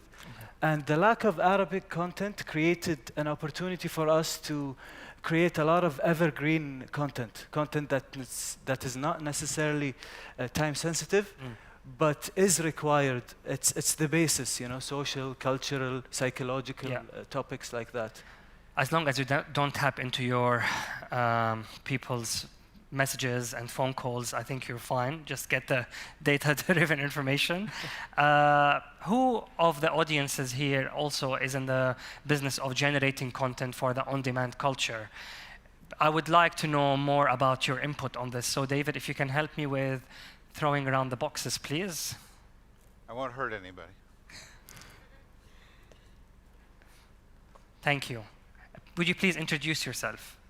Okay, my name is Roseanne Ahmed, and I was actually just discussing with my friends here from Brazil about the power of content in self-discovery. So I, for example, in terms of generating content specific to regions or specific to particular identities, I edited a comic around Saudi Arabia's first female superheroine. And my background is in fashion, and I always believe that our first fashion icons are superheroes in terms of stylistics and basically, you know, just wanting to dress and look like them from a child. So I never thought I would get into comics ever, you know, and it just kind of happened very naturally, and it spoke to so many different IDs around me. So, I mean, I guess this is just a comment because I'm still listening and taking in, but I do feel that in my line of work, I'm a multi-identity human. I'm Sudanese, which makes me Arab. I am British, born and raised, and I'm also African, staunchly African. So these identities growing up was always a crisis for me. It was always, I never knew where I belonged or where I was supposed to be, and now I see it as a total opportunity. I feel that I belong everywhere, and that is now the crux of my content generation, speaking to specific groups, but at the same time understanding that you know, that it's all relevant to all of us. Well, how do you see your project was received by the audiences you tried to approach? Well, with Latifa, it was very interesting. Her name's Latifa, by the way, the superhero, in case anyone wants to check her out. We actually thought that Saudi would respond fairly negatively. Well, not so much negative, but there would be a level of shock around. She was still covered, but yeah, she had the shayla, I remember. Yeah. Oh, you're familiar. Yeah. So she had that. Yeah. She had the hijab thing on, but she was still a superhero. Yeah. So we were a little skeptical over how she would be, but it was actually incredible, and we showcased Latifa at Saudi Arabia's first ever Comic-Con last year. Oh. So we created a huge like life-size figure of her, and I had young girls coming up to me crying, saying this is the first time that they've ever seen you know, a superhero look like them and speak like them, because in my editing I'd obviously included like yallah and like little colloquialisms in reference to the Arab world, and the love and excitement and just sheer relativity and familiarization with content that spoke to them was overwhelming for them as well as us, and yeah, and it's been really positive ever since. Oh, that's really inspirational. Surprisingly positive, yeah. You have to see it as an animated series here. Maybe on the theme of unexpected collaborations, if someone is interested to have Latifa come to life, exactly. Then please, by all means. Exactly. I mean, to say one thing though, what I did find challenging, and I think it's important to state this, is Western media often tried to politicize Latifa, which I found interesting because no one tried to politicize Snow White, or no one tried to politicize Cinderella. Sure?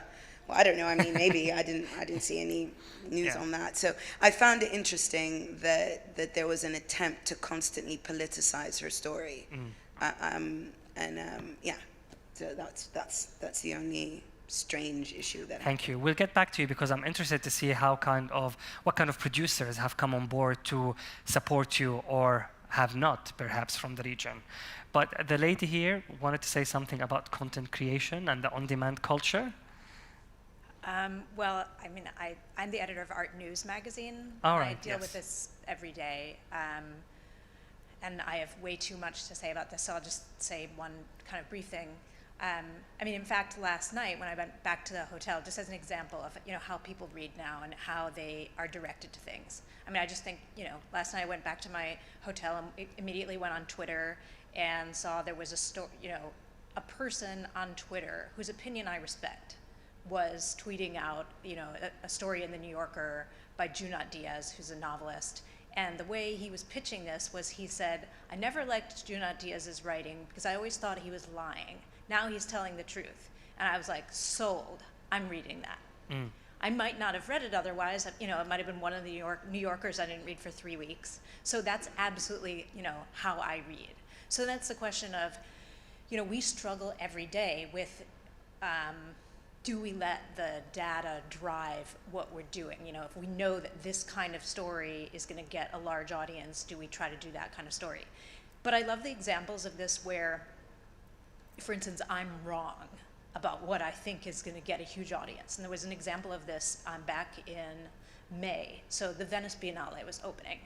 And I went there with a small team of reporters. And anyhow, so it's the Venice Biennale, so it's all the things around the Venice Biennale that they should be reporting on. There was a Damien Hirst show that opened back in April that everyone had already reviewed. Guardian, Times, everyone had already gone there. And one of my editors said, he said, I'm going to that today, and I'll probably write something about it. And I was like, you're wasting your time. This thing's already been written on. Anyhow, he comes back to our Airbnb when we're staying. He pounds this out in like a half an hour, and it was called A Disastrous Damien Hirst Show in Venice. This is our most read article. I mean, and just it was written so well that it has this life that's gone on and on and on. And it was absolutely like didn't hit the peg. It wasn't that kind of new-oriented thing where people were in that space where they wanted to read about Damien Hirst because it had just opened. It was just a great piece, and it got circulated to all the right people, and then it got read. So what I struggle with is that you can't predict these things. I mean, you can't predict it. And sometimes it's just if the person who's writing it believes in it, and it's, you know, quality does matter. You can't manufacture this stuff. Yeah. Anyhow. Please, yes, thank you. Thank you very much for your interjection. But I'll go back to the point where you can't predict, even if you have access to data, you can't predict the outcome. But please. I was just going to say, I think one of the things that we really have to acknowledge, especially with on-demand content and digital content creation, as that is a large part of media. I'm from the United States and based out of Los Angeles, so it's a very heavy entertainment media hub. I think one of the things that we also need to think about is accessibility. Not only for the masses, but also content creators. With the rise of social media, we're seeing this massive paradigm shift. It's kind of, you sort of touched on this earlier, but it's a lot of UGC content. And one of the things that you guys brought up is like, yes, here you guys are accessible to Narcos, maybe Game of Thrones, all the major Netflix originals that are gaining a lot of traction. But at the same time, it's this really interesting balance of the difficulty of creating content is one, finding funding, even West, unless you are represented, I can't speak English, unless you have an agent, a manager. You can speak in Arabic if you want. I mean, I try. I can speak in Spanish, you know, that's what high school taught me. But the point, I guess the point that I'm trying to make is when we're making content that resonates with other people, it's where is that balance of not getting lost in the noise of low grade UGC content, which is great because it's like, yeah, make your stories, make your voice heard, but oftentimes it's not provocative. And then where's the balance between what the studios are making with those massive budgets? And so I think that's, to bring it back to your original question, and you kind of just sparked this thought, but it's this issue of accessibility, an issue of funding, and it's also the issues of whose stories get heard and listened to. I mean, you can look at recent studies, majority of filmmakers in the United States are still men, primarily white, male, heavy dominated. African Americans are incredibly underrepresented. LGBT is incredibly underrepresented, and as well as Asian demographics, basically anyone who is not a white man, and I'm just gonna call it like I see it. So to your question about creating content on demand, I think we need to be looking at accessibility and how to democratize that process, but also balancing it with not losing quality. Abdullah, may I comment? Yeah, please. So on the issue of accessibility, in our case, what we do is we believe people are in communities online. So like indie music listeners, movie buffs, gamers, they exist online in their own communities, groups, So they interact together. If you create content that they care about, they will find you and you will find them. We believe that we should be medium agnostic as long as we're true to our mission and we're serving the communities online. In terms of funding, that's an issue with media all over the world. That's why we're developing 5 revenue streams other than advertising, because we realize if you're ad-based, you're going to face that problem that New York Times and everyone is going through. Sorry, last thing and then I'll give this up. But it's also, I think the issue that I have with that thought process is failing to recognize the evolution of the internet. We went from an internet that was very much a pool internet where we would go to Google and we would pool information. And now with Facebook, Twitter, any social feed, it's very much a pull and push. Whether you're a creator or a consumer, you're having content constantly shoved in your face. And it's now this thing of algorithms are telling us, hey, we recommend that you watch this, we recommend that you watch that. So where does the power lie? Is it within the media companies and like platforms that you're creating, or is it still with the users? Because I think as consumers, we're losing our power in a sense.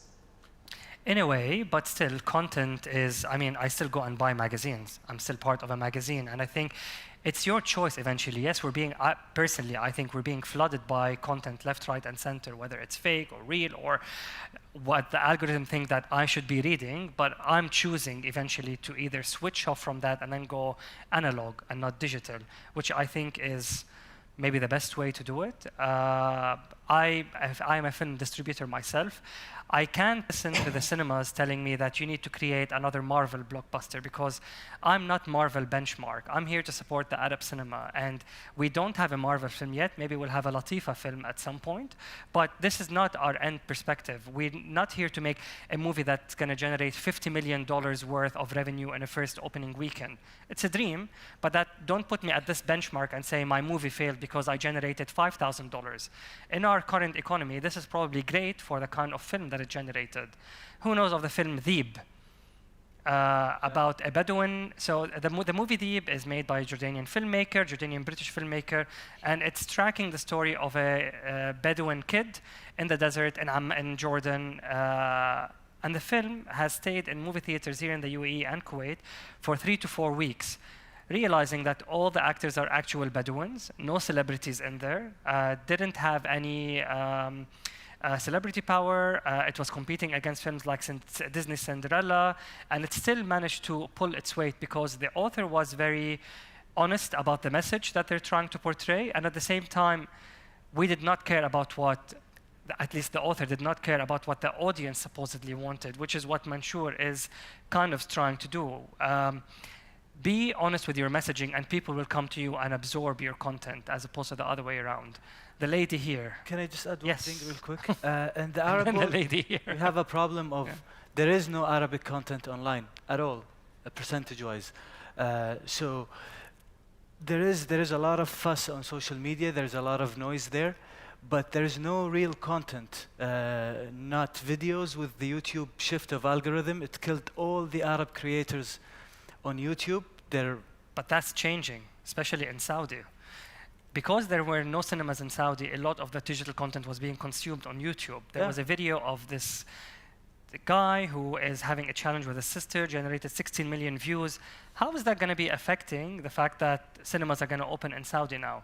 Saudi, I think, is the only country now in the world that's going the other way around, with we all had the cinemas and then we went to digital. Saudi had the digital and now it's going to cinemas. So I'm personally curious to see how this content ingestion is going to be taking place. Yeah, but back on the YouTube thing, YouTube changed in 2016, changed their algorithm, rewarding people who post a lot, not people who create good content. So like Saudi Gamers is a channel with 2 million subscribers, and they shut down on YouTube due to that algorithm thing. Oh, wow, okay. So in the region, we're still seeding the ground.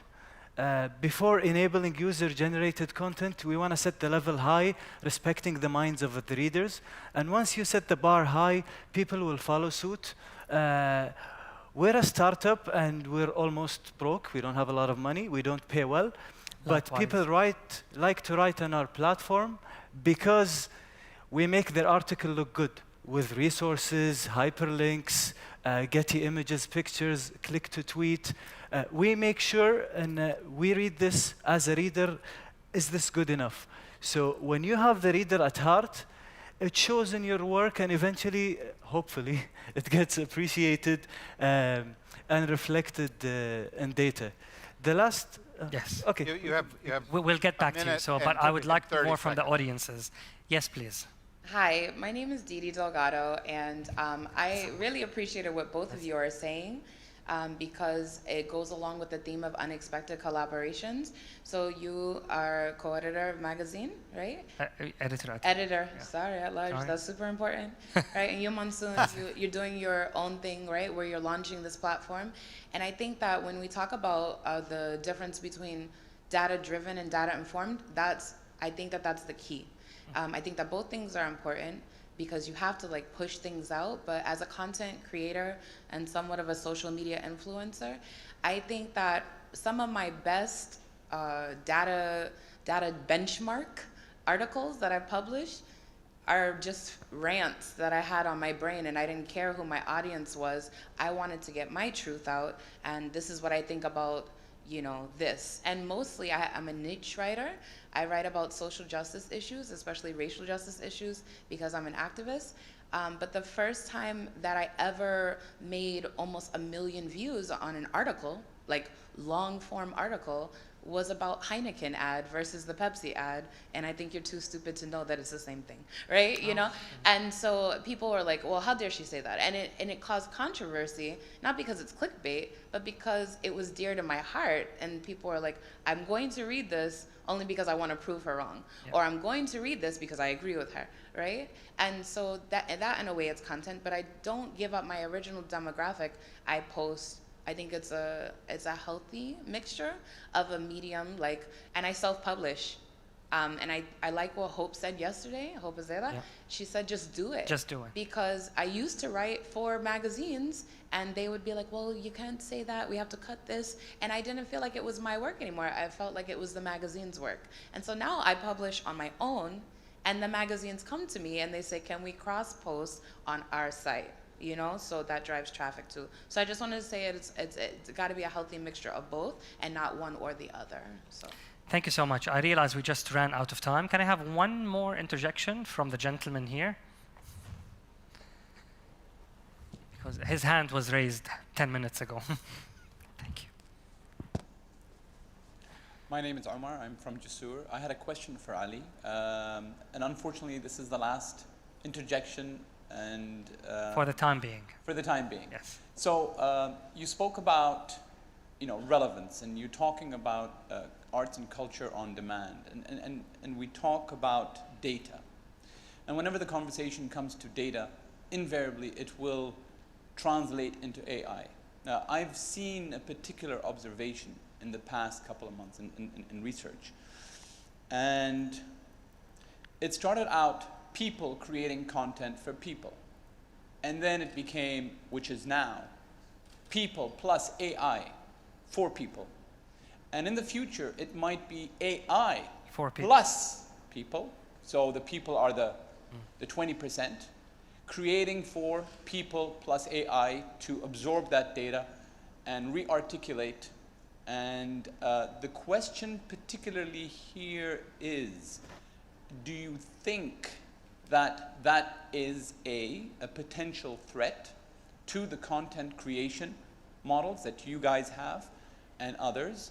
And the second part of that is, do you see that as an opportunity for, as you said, startups like yourself to potentially change the landscape and be the first to maybe take advantage of such tools?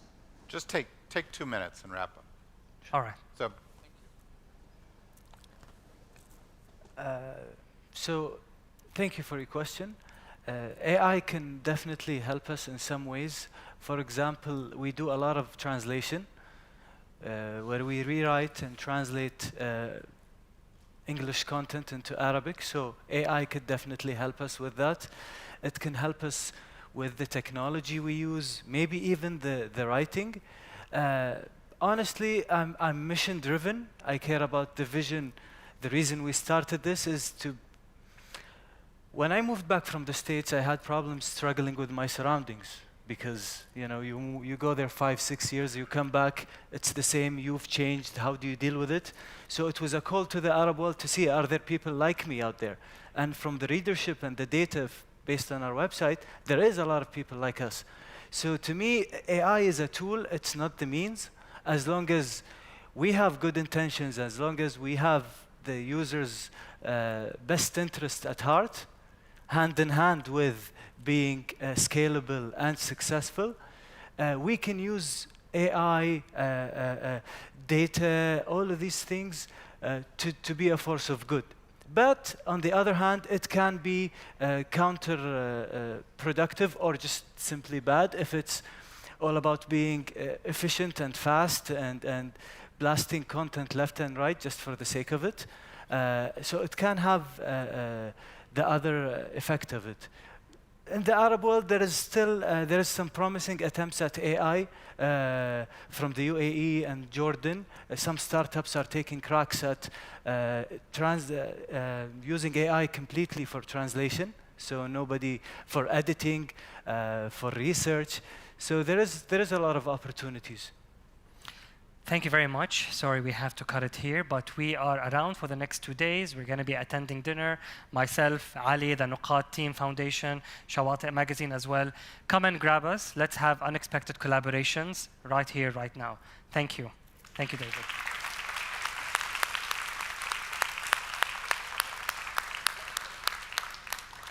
That was great. That was a really terrific panel. Carla? Well, for those of you who were with us last night, you had the pleasure, as did I, to be introduced to Afra Atiq, who is one of our artists in residence here. She is a poet, an Emirati award-winning poet, who was the first spoken word poet to win the ADMAF Creativity Award. Afra has been featured on several platforms across the globe, such as the TEDx here, Step Music Festival, the NYUAD and NYU Abu Dhabi Art Center, Shara, as well as at numerous universities and schools. One of the wonderful things about her is she proudly gives back to her community through mentorship and workshops with Untitled Chapters, a thriving hub for Emirati women writers. Afra was named Best Performer for the 2015-16 by Rooftop Rhythms, which I've had the pleasure of attending. It's amazing. And has won multiple poetry slams and competitions. As a scholar, Afra has recently been published in the International Journal of Research in Humanities and Social Sciences and conducted social researching pertaining to literature and education. She is incredibly inspiring. She is an Emirati artist, and she is one of our artists in residence. Please join me in welcoming Afra.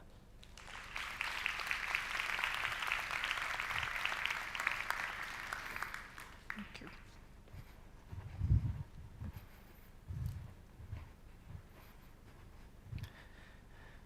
I'm kind of confused as to which way I need to face. I've never done a circle before, so I'm just gonna see how it goes.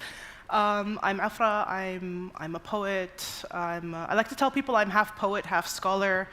I was deciding what work to present along with the new work that I'm showcasing here, and I decided that I was just going to tell my story in the way that I know how, which is through poetry. So I'm going to do a couple of poems. I'm just going to put that down there.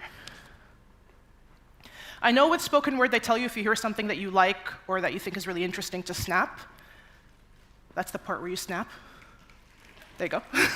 But if you hear something you love, you can clap or you can woohoo if you want to. It's a two-way street. So let's just do it. This is a poem called Shara'. Shara' is the Arabic word for sail, like sail of a boat. The fastest way to kill a poetry performance is to be generic. The fastest way to kill a dream is to suffocate it. Squeeze out every last breath, wedge it between the words realistic and unattainable, wrap it in blankets of self-doubt and tell it, it has no place here. Ostracize and outcast until no one recognizes its face or speaks its name. Kill off passion. Make sure that if the dream ever dares to show its face here again, the dream has no friends and nowhere to stay. So when they tell you, you can be anything you want to be, they mean something within reason, within the constructs of a society that dictates what is acceptable. Find a job that is acceptable. Silence your passion, watch your dreams, like a silent movie on repeat. When I tell them I'm a poet, when I tell them I am a poet, they look at me like a failed business venture.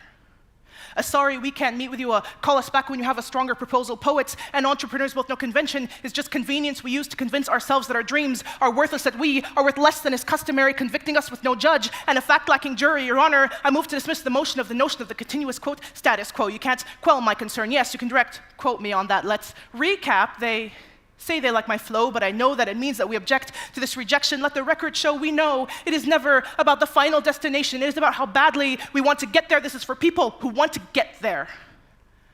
The underdogs, who know they can beat the odds when the deck is clearly stacked against them. These are people who know it can happen when muggles believe in magic. They look to new horizons like Frodo leaving the Shire scared, but determined. They are not misfits. They are perfectly placed apostrophes. The difference between Y-O-U apostrophe R-E and your this is about survivors like a skin grown thick like armor, riding through life like a battlefield. We are knuckles bruised from knocking on doors that said they'd never open because our ideas were never good enough. But the same people rejecting us, the same people rejecting us are the same people who use the flower crown filter and forget that Snapchat was a startup.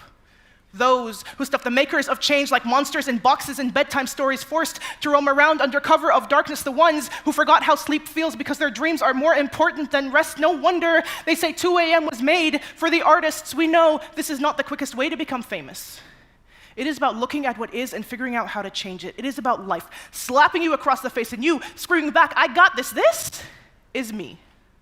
This is me being asked to spell the word unnecessary in the 6th grade spelling bee, replacing a C with an S, 2 S's with a C, tripping over my words, not seeing what I was saying, stuttering off the stage in shame and coming back a slam queen. This is for him who knows his app can revolutionize the way we see business, saves his allowance because investors won't take a chance on someone armed with just a dream and a business plan under the age of 19. This is for her, with a passion that can outshine the stars, and a voice like an anthem. We've lost too many stars to this life's brutal clenched fist. This is not a motivational speech.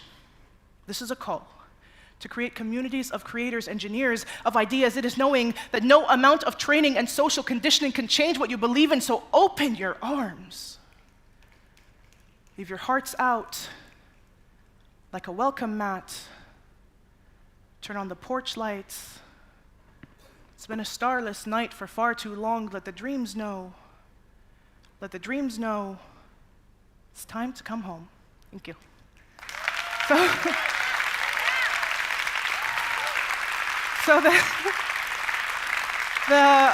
Thank you so much. I like that there were snaps and there were woohoos. I like the woohoos. The second poem that I'm going to do is it's a poem that's really special because it's the poem that got me my first award, and it was the first time I felt like my words were valid and my story was valid, and it was the poem that really was one of the first times that I laid everything out there. So this is, it's called An Open Letter to Cancer, and I'm just gonna do it.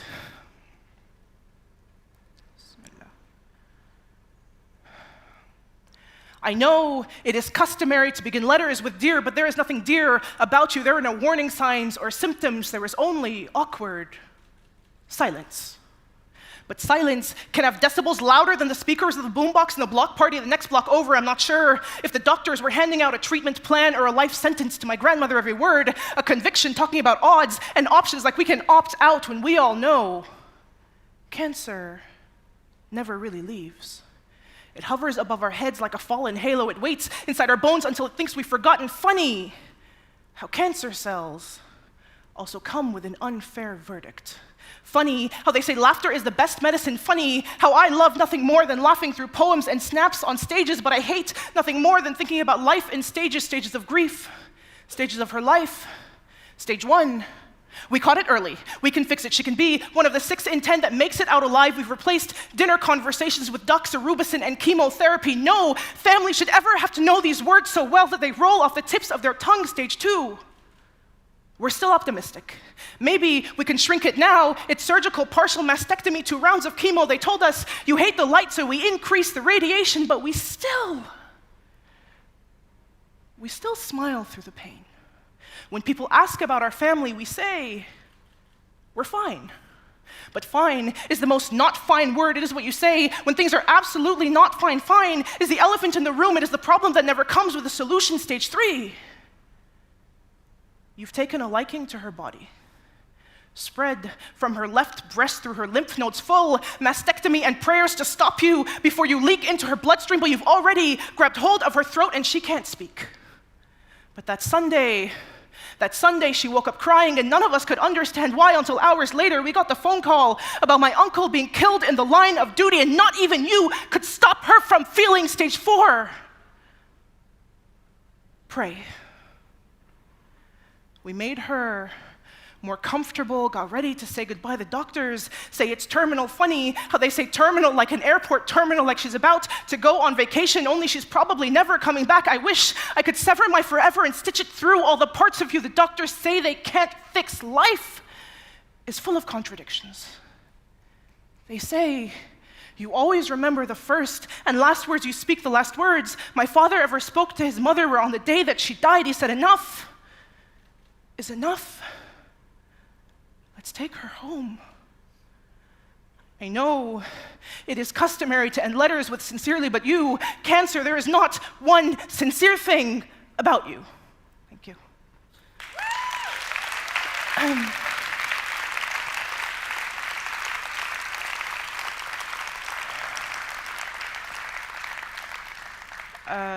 The next poem I'm going to do, I'm trying to tell my life story through the poem, so I hope that's coming across. If you caught me yesterday, you know that I really like cake, so that's also an important fun fact about me.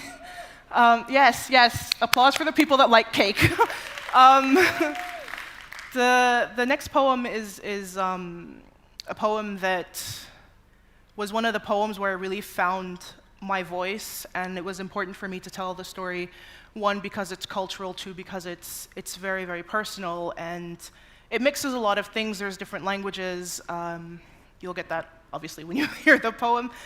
But it's special because this is the poem that inspired the poem that I'm doing for the first time at the end. So this is another poem. It's called Bint al-Nokhada, and I hope you enjoy it. That's the part where you snap. Okay.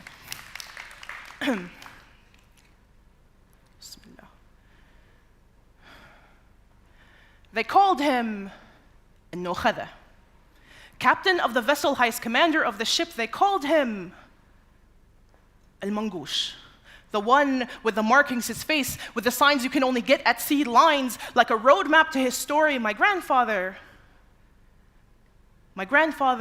taught himself to read 50 years old. Before then, he couldn't quite make out the letters on the pages, but he could read the sky like poetry, knew the stars like stanzas. He was the North Star. He always knew the direction of home. My grandfather was a carpenter.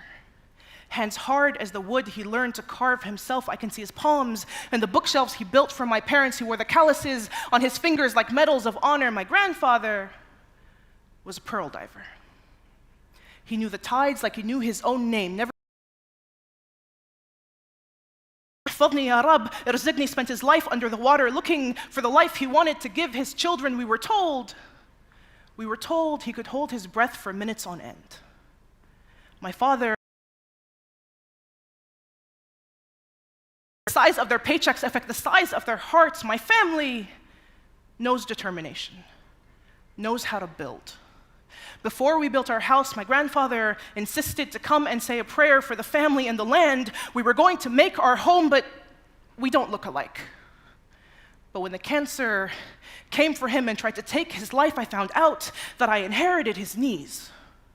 Kneecaps like his, wide enough to pray on, strong enough to hold the weight of my grief, but I never cried. I remember how they would tell me he couldn't cry because the ocean dried up all of his tears at his funeral. His friends ask me why I don't say much. I tell them, I am holding my breath, trying to hold back the tears. They tell me,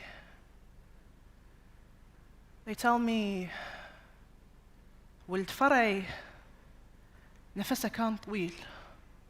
كان آخر واحد يصعد من الماء وانتي نفسه، انتي تشبهينه، انتي نفسه، بنت النوخذة. They tell me my grandfather could hold his breath longer than most men. He was always the last one to come up from the water for air, and you are just like him, you are just like him, you are like him, I am like him, bint النوخذة, I guess.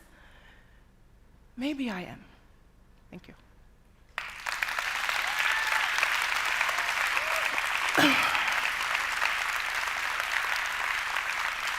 So the last poem, I'm actually doing really good on time. I was worried about running over, but I think it's going really well. Are you guys having fun? Okay, it's important to me. It's important to me that the audience enjoys this. The last poem I'm going to do, which I'm going to read right now. When I write poems, the only way I know that they're done is because they title themselves, and I know it sounds really strange, but this one titled itself, and I know that it's finished. And it is, I think, the second in a series of poems, Bint al-Nokhada being the first one, and this being the second one, which I feel very blessed and very privileged to be able to do this for the first time in front of all of you. So I hope you enjoy it. The snaps, I like the snaps. Good snaps over here. I hope you enjoy it, and I'm just gonna do it. Ready? Okay. حزنتك؟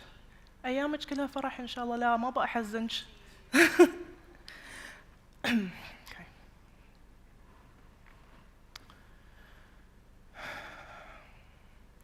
On the weekends, Baba sings in the kitchen late into the night. Sometimes it's classic Fairuz or Kulthum, sometimes it's songs of the ocean, and sometimes it's disco funk from the 70s. My mom jokes that he has no rhythm, but he claps and snaps anyways, he sings anyways, his hands are always happy, his clapping is always the sound of home, home. Where every time a guest arrives on our doorstep, Baba insists on taking them to the backyard to show them his vegetable garden. He calls it the grand tour, we call it his fifth child. He says, this is calamansi. Baba, they're like limes, but very small, from the Philippines. Mango trees in the middle, we have to cut them down, but don't worry, we'll plant them again when the harvest ends. Lemons grow next to the carrots, lumi mjaffaf, because everything is better with lemon, laymun, or isal, basil. For colds, we make cures in the kitchens. We do what we can with the tools we were handed. Look at the tomatoes ripe this year. We will have good vegetables this year. We will cook good this year. Look at everything we will grow this year. Normally, I roll my eyes. But today, we talk about vegetables and gardens, how he is able to grow plants. Baba says growing plants, yibala sabr. He looks at seeds and sees life. My father taught me that you cannot grow love until you are able to hold patience in your hands. My father's hands know what it is like to grow life, to watch it sprout up from the ground despite its surroundings. He was the first person to teach me how to shake hands. He says intentions always travel through the hands. My father's hands know intentions. The same hands that buried both parents, a brother, a shaheed that died racing into the blazing fire in that yellow fireman's suit. My father's hands know what it is like to hold the living and to pray for the dead. His hands raised to the sky, always raised to the sky. Prayers and dua, we poured our grief into his open hands, but his fingers never twitched. His palms never shook. His hands were still. His hands are still. And me, I do what I can with the tools I was handed. I learned how to grow poems in the palms of my hands under palm trees. I gave them names of the earth, Bahar, ocean, Hawa, air, Shamal, the wind that brings the rain, Shamal, north, Shamal, like you, except this one. Except this one. This poem, I named it Ayadi. For the hands that never shook when you grip life like he does, you get hands like his, unbreakable, unshakable hands like his hands, like his. Sometimes he asks me what I am doing. I say, Baba. I say, Baba. أحاول أكون مثلك. He asks me what I am doing, and I say, Baba, I'm trying to be like you. Thank you.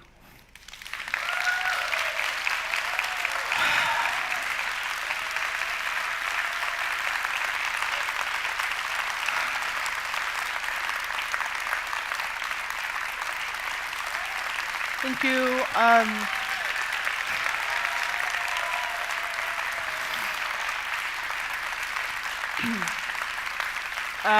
I just before I go, I have to thank you. You guys have been an amazing audience. I have to thank Carla and David and Manuel, who's here somewhere. I don't know where he is, and everyone that put this together. And Mesa, are you? Mesa's here, and all the endless hours and the countless emails and the 2 o'clock in the morning things that I realized that I need to ask them. You've been incredible. I think it's incredible support for somebody who's an emerging artist, and it means so much, and I appreciate it so much. So thank you, everybody. You've been an incredible audience. I want to take a selfie. Can I take a selfie? Okay. Sorry, I'm the selfie queen. We have to take like 4 different selfies, though. 1, 2, 2.5, 3, and 4. Thank you so much. Before you go, you didn't get any chocolate cake last night, so we wanted to make sure you had a slice to enjoy. Please join me in thanking you again. Thank you so much. I honestly don't know how you do that in 2 languages as beautifully and eloquently as you do, but it's just so inspiring. Thank you so much. And I also just want to say a big thank you to an individual who has not really been recognized publicly, but Manuel Bagoro. Since you were cited, please come down. Many of you have met Manuel. He's certainly my right hand and a huge part of the Culture Summit Abu Dhabi team, and has helped in the curation of all of these amazing performances. So if I may, please, let's give Manuel a big round of applause. Thank you.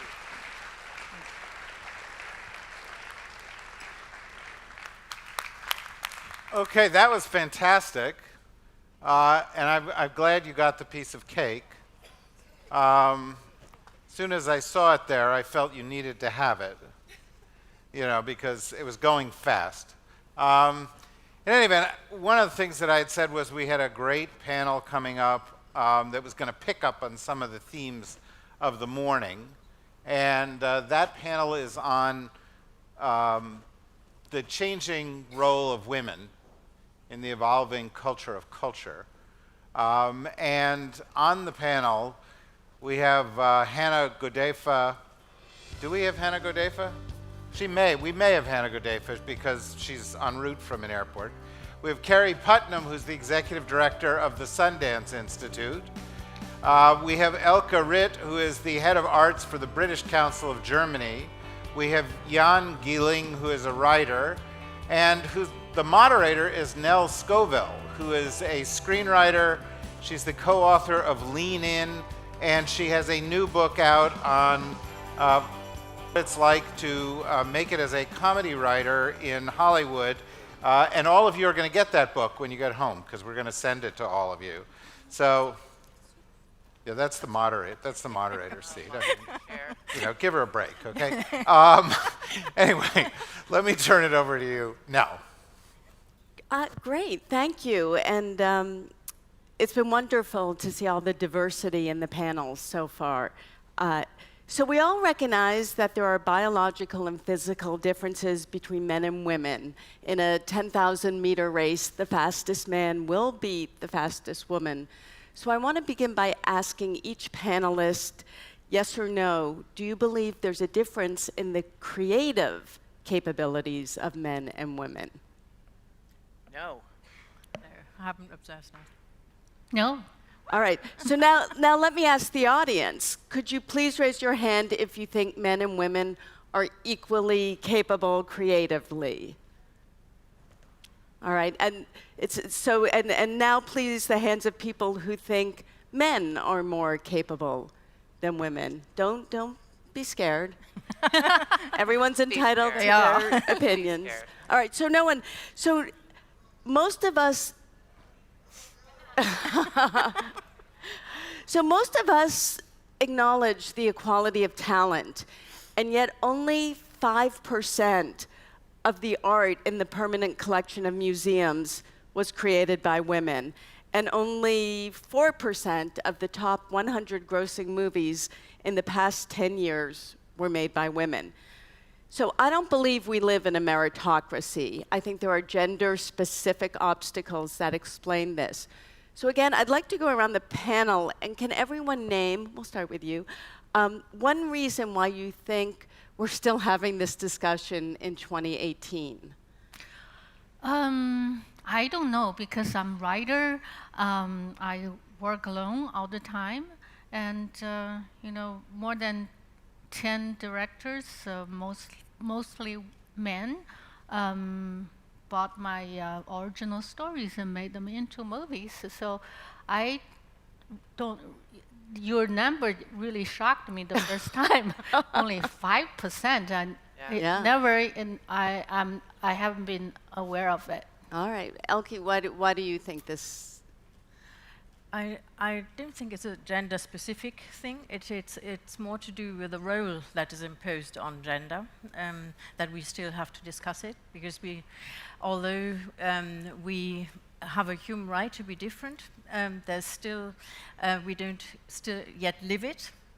There's still a mental block to understand the differences and to understand that there's creativity at all ends. So I think there's a lot to discuss, actually, to get over this mental block. And Carrie? Well, I think there's two things that come to mind, top of mind. I think first, culturally, we've been socialized to believe that stories by men are universal and stories by women are merely about women. And I think that's a huge impediment in terms of advancing women storytellers, at least in film, which is the area in which I work. And a second big one is access to financing, which I think came up on one of the earlier panels. When money comes into the equation, especially in film or media, it tends to be when women move out of the equation. I agree, and I also feel there's so much, the gatekeepers are so often male and want to see stories that reflect their perspective. And in fact, in the art museum world, the Louvre, the British Museum, and the Metropolitan Museum of Art have never had a female director. So the question becomes, how do we get gender equality when women are starting at such an unfair advantage? So I know the Sundance Institute is working hard to combat bias, and maybe you could tell us which methods are working best. Yeah, I mean, it's a long game for us. First of all, maybe just to say a little bit about what we do, because I think a lot of people might know Sundance because of the film festival, which is a well-known event that we run for independent film from around the world. But Sundance also supports artists with residencies and grants and programs at earlier stages. And so the work that we do to advance storytellers starts at the very beginnings of their careers often, and of their individual work. So what we discovered, I came to work at Sundance 8 years ago, and I was really looking forward to being in the independent space because I felt that there would be more opportunities. It exists really as an alternative to the mainstream commercial cinema and media culture, and I was really excited for the opportunity to amplify diverse voices. And what we found was 50% of the artists in our early stage programs, in our labs, in our developmental program were women. But by the time we got to the Sundance Film Festival, the submissions for scripted films were down to 18%. And even for documentaries where access is easier, they were still only at 32%. So we were really curious, what happened? Where were women falling out of that pipeline? So the way we approached it is we did research, and we found out that we worked with USC, and we surveyed our whole community. Yeah. And no, I'll let you finish, but the research is so important because you can't change what you don't measure. Well, exactly. So, and I think people didn't, what we found first of all was people felt that it wasn't really an issue. People didn't understand that it was a problem. People didn't understand, in the field as a whole, people thought it was getting better. What our research showed is it wasn't just 10 years, it's actually been 30 years that nothing has changed in the American media. And I think this is true. Maybe you could speak to this. I think this is true in media all over the world. We've all been connected on this, yes.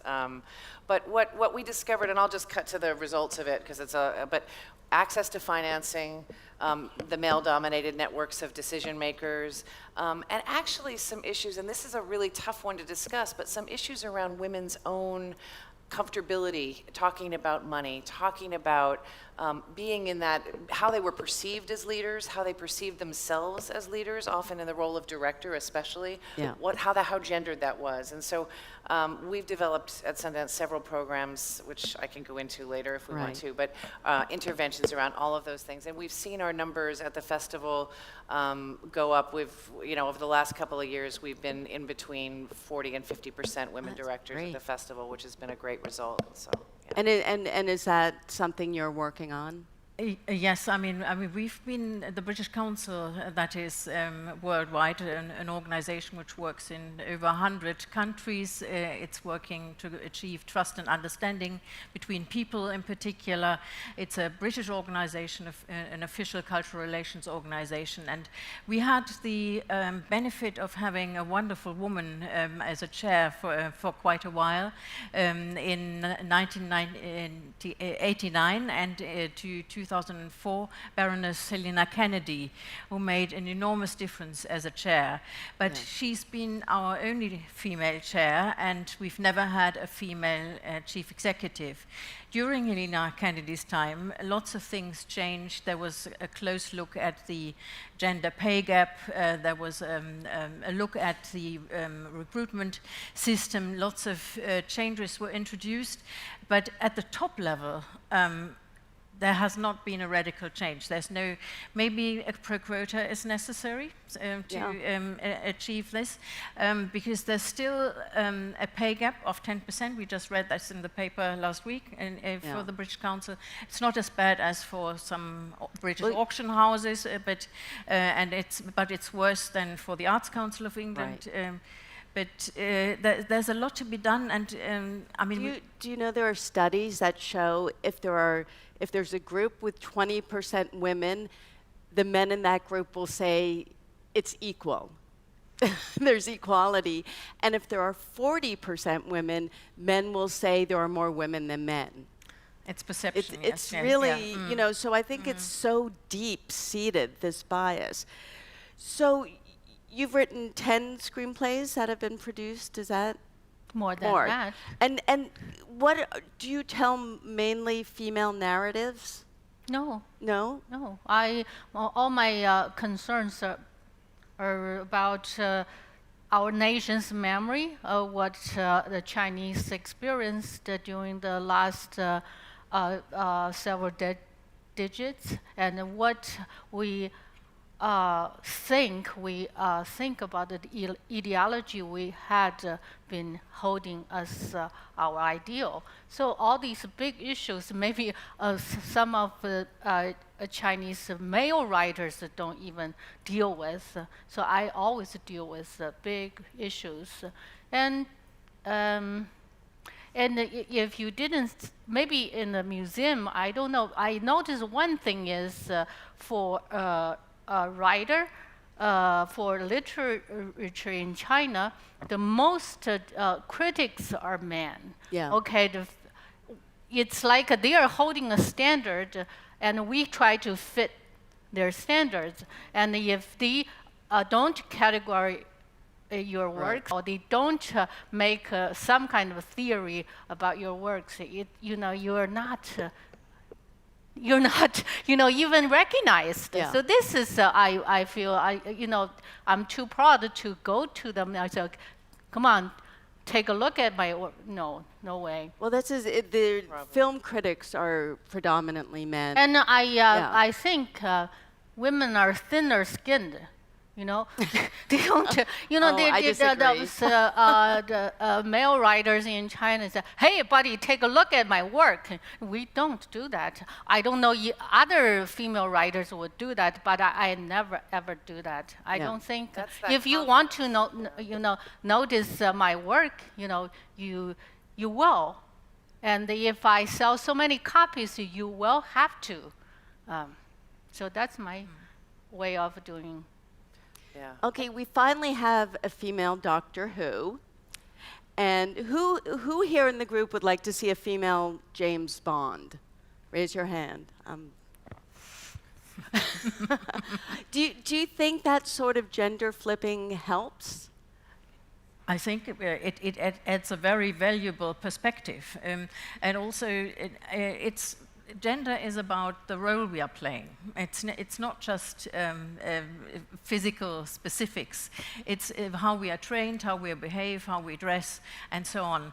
I'm terribly influenced at the moment by a book by Grayson Perry, a transvestite visual artist, Turner Prize winner. Grayson Perry, you haven't heard of him? He's written a book in 2016 called The Descent of Man, and really trying to distinguish between gender and the role gender has to play, because we are trained into certain roles as women and as men.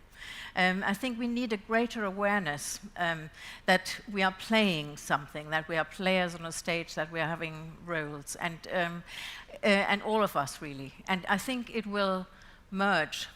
Because we don't like these roles which are too dictatorial, which are too, the dichotomy of terms has been used by all of us already, thin-skinned, men like war, women like peace, and all these very stupid stereotypes in a way. That's because there is a variety of approaches to these things, and I think we need to be aware of the role we are playing in a certain gender, as a woman and as a man. I would just add to that, I sort of take issue with the idea that a woman has to tell a woman's story as well. Right. I think a woman can tell any story, as men have told many stories over the years, and I think the idea of being the storyteller is something that frames so much about the way we see the world, and so, Right, well, Catherine Bigelow, of course, won an Oscar for The Hurt Locker, which has no speaking female parts. Although you could also argue that she was trying to appeal to the critics. Right. Is there any story that you would like to tell that you feel like the male directors wouldn't understand? Well, I wrote, Zhang Yimou, the director Zhang Yimou, made 2 movies based on my novels. Okay, one is the novel is based on my grandfather and step-grandfather. I combined these 2 grandfathers together, so it's a long saga of one Chinese intellectual's life, what he experienced on the course of pursuing freedom.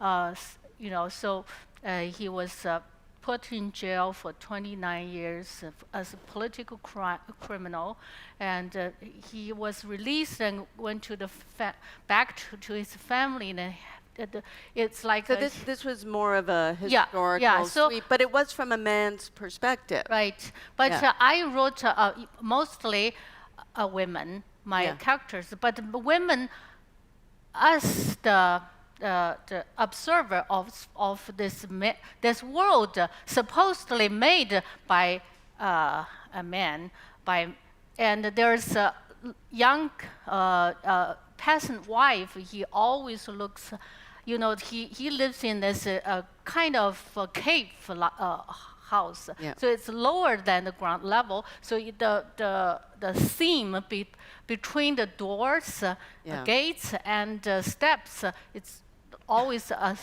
then she always looks out, and many men's feet running this way, that way, you know, in different boats. So it's different literally di- her perspective. Yes. Okay. So it's the history in her eyes are just men, you know, beating this group of men beating that, and it's so this perspective is. Then she got a even higher perspective than all these men's world. Today you're enemies, tomorrow you're friends. You know, in her eyes, you know, all the same. You know, yeah. All right, so what if all art were anonymous? Do you think that would change the balance? I mean, as much as it could be performers, it's hard. Yeah, I do. Yeah. So we all know about the study of the orchestra, and So- what? It'd certainly be surprising, yes. Yeah. It's- Don't you think that would? And have you ever thought of writing under a pseudonym, under a male pseudonym? Yes. Yeah. Yeah, I think I've most done. women have. Yeah. You've done that? Yeah. So if you could change one thing today so that women would have a greater voice in the arts, what would it be? Okay. I would probably want to ask to get older women of more experience, like Phillida Barlow, for example. The Venice Biennale was mentioned this morning. The British Pavilion showed Phillida Barlow, a woman of a mother of 5, a sculptor in her own right, who for many years, 40 years, didn't feature, only featured in the life of the young British artists like Rachel Whiteread and others. Suddenly she got a platform. She had a really big exhibition in Aachen in Germany, and then later at the Venice Biennale, really taking over a whole pavilion, and in an enormous way. I would want to give women with that experience who've been quite quiet, but very influential in teaching a generation of artists a greater voice. I think there are a number of women in the world whom we haven't heard properly.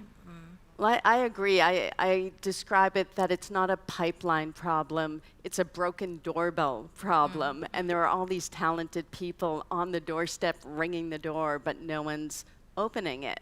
So what's the one thing you would change for all women to have amplify their voices? I don't know. I don't know what to do. You know, for men, they are easily see each other as mate. You know, in a club. You know, but we somehow we don't have that sense of a club, and we do have our disadvantages. That after we got married, we have a family to raise, and then we have to care about everybody's health. You know, so if men took more like me, care of I the have children, to that would make cook a difference for the family, right? So let's say men do more yes, let them and care. child Yes. care. Great. One thing you could change today, wave that wand. I already see it happening, I think, and I want to talk about something positive. I think, to your point, the idea of women coming together and networking and building community with other women and not waiting for gatekeepers to tell them, to give them permission to do what they want to do. It sort of reminds me of what Hope said on the stage the other day, just do it. And I think in the States we have Ava DuVernay, who's a filmmaker in the U.S., has this wonderful, she's a Sundance alum, she's on our board, and she's a real inspiration to me, but she has a wonderful organization called Array, which is a community of storytellers who've come together to make, support, and distribute their own work. And they just amplify one another. And what they're doing is that there's proving that there's a market out there for what they want to make. There's another organization called Femme Fatales, which now has chapters, I think, in 40 cities. Women directors popping up and supporting one another, which is amazing. There's a bug on me. There's 5 on this gross. panel. So I think, and I'm sure, I mean, I'd love to hear examples about that from other countries, because I'm sure they exist. And as we travel around, you know, I feel like networking those communities that exists in different pockets around the world would be amazing, because the more, I am speaking very specifically about film and media, but I think this applies to theater, it certainly applies to other forms of storytelling arts. I think the more we can sort of prove that there's the audience out there, and we don't need to wait for people to give us permission to do that in this environment. So Frances McDormand wins the Oscar this year and ends her speech with 2 words, inclusion rider. Yep. Is this something you're supportive of? Absolutely, and Stacy Smith, who's the researcher who came up with that idea of the inclusion rider, was the one who did our research at Sundance in 2012. I am supportive of it. I don't think it's the broad answer. I think it's a great solution to diversifying who you see on the screen. The inclusion rider is a contract that the production company makes that sets goals for inclusion, not just for women, but for people of color, people with disabilities, members of the LGBTQ community. And if they don't hit those goals, there's a penalty. So it goes past lip service. It says, I love it because it moves awareness to action. So Elke, are you hopeful for women in the coming 20 years? I'm very hopeful for women, because I endorse Carrie's view on that there's a lot happening. First, younger women get lots more opportunities than in the past. I mean, there are lots of programs the British Council, other organizations are running for young women to get them involved. It's just, I mean, whether I'm hopeful for them. I see that they are cracking barriers. For example, in Berlin, we have a British black writer, Sharon de Duer-O'Toole, who won the most important German language literature prize. This is really, I mean, women and young women still have to meet the wow factor. Or like the spoken word performer we just heard, a power woman, with a lot of wow factor. I would hope that this isn't always necessary. I think I would like to mainstream participation for women. I mean, gender mainstreaming is still quite a big job, I think. Galen, you spoke of women supporting other women. Are there other female writers that you could spotlight here that you think should get more attention in China? There were young critics, are coming into Chinese literature field. They're graduates of PhD students, and half of them are women. And so this is our for Chinese female writers' hope. Yeah, they pay closer attention to female writers' works. Right, and it was wonderful last night. David was talking about how the UAE has the predominant number of graduate students are women, and that the cabinet has a lot of women, and it seems like my country could learn something from the UAE, and I hope that that they support the arts as well. So, what narratives are we? Do you want to take questions, David, or? You're the boss. Yeah, let's do some questions. Okay. Point me at okay, there's a question. I'm not throwing this over all these people. It'll inevitably result in a lawsuit. How about through here? Is that okay? There you go. It's very soft. Great. Hi, thank you. My name is Mina Salami. I'm the author of a feminist blog called Ms. Afropolitan. Thanks for the great discussion. I wondered, the cultural industry has just been hit by a big revolution of sorts with the Me Too movement, which was founded by Tarana Burke and popularized by Alyssa Milano. And I think it's quite amazing how, I think it was in October that it went viral, and we're now in April, and so much has shifted. And so as a writer, I follow the publishing industry, and a lot is shifting. There are new books coming out about feminism and about women's rights and sexual harassment and so on, and it's really changing the mood in the industry. So my question is if you are noticing similar revolutionary change and how you feel that that is impacting the industries in which you work. Definitely noticing a lot of change in the U.S. media industry. I mean, obviously, we've had some extremely high-profile examples of men who've rightfully gone down on that issue, and I think what's resulted is just an industry-wide shift in terms of the awareness of how people safety and how people are treated in the workplace. I don't think that necessarily means that these issues have gone away. I just think that there's much more awareness about it now. I haven't yet seen it into the content as much. I think maybe the life cycle of film and television is a little bit longer. Well, it's another reason why leadership from women is so important, because they say that there's more harassment and abuse in hierarchies, and most of Hollywood runs as a hierarchy. And if you have a woman at the top, there's less harassment, there are better work-life policies, and increased profitability. So it's not just like the fair thing to do, but it's actually the smart thing to do.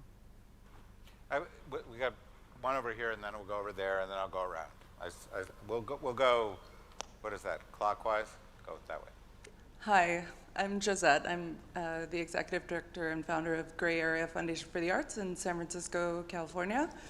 We support the intersection of art and technology in the Bay Area and around the world. And anyway, I was curious about this day and wondering where we would go with new media. And I've been following, in the Bay Area at least, we're in this sort of bubble with technology and new media, but also with gender and identity and queer issues and LGBTQ issues. And so I've noticed a lot in the younger generation that there's this,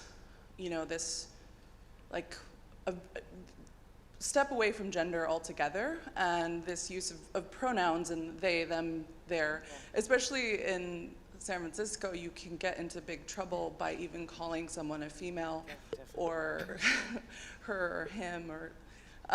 So I wonder, just in terms of where we're going in the future and some of the power, I think, in terms of women and what we've been able to do in pre-Christian cultures was just that we gave birth, and we were originally drummers, and there's this book called I'm sorry, what's your question? I'm going into my question. So what I was going to ask is, when we're in a post-gender society, what is the role of a woman when humans are being manufactured? Wow, that's a really big one. Who wants to take that? The screenwriter, that's a good movie. They're manufacturing women. I mean, I do think it's important that and we haven't talked as explicitly about LGBTQ. We haven't talked specifically about women of color, for which I think this is a much more significant issue in terms of the disparity of representation, certainly in media. So I just want to recognize when you talk about the issues of intersectionality that are coming about with the younger generation, that we haven't, I think, hit on that enough just now in this conversation. So, but I can't at all answer your question. Well, I will say, Reba, I mean, before I was only half joking about making all art anonymous, because I actually do think we would get more interesting art from a wider group of people if we.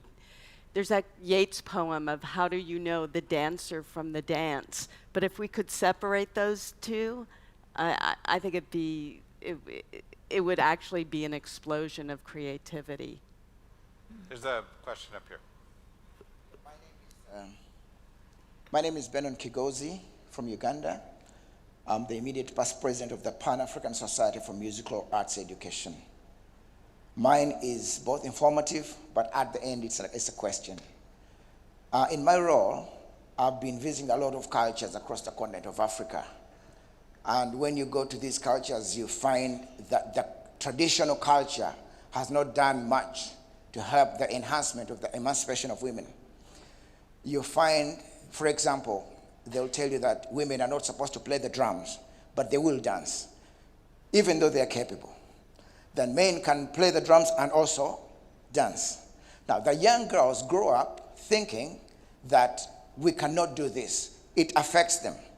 And I'm wondering whether, without really defying the cultures, whether there is a way we can modernize and also see whether that can help to bridge the gap where we are. I don't know whether that is possible, but that's what I found out. Thank you. Great question.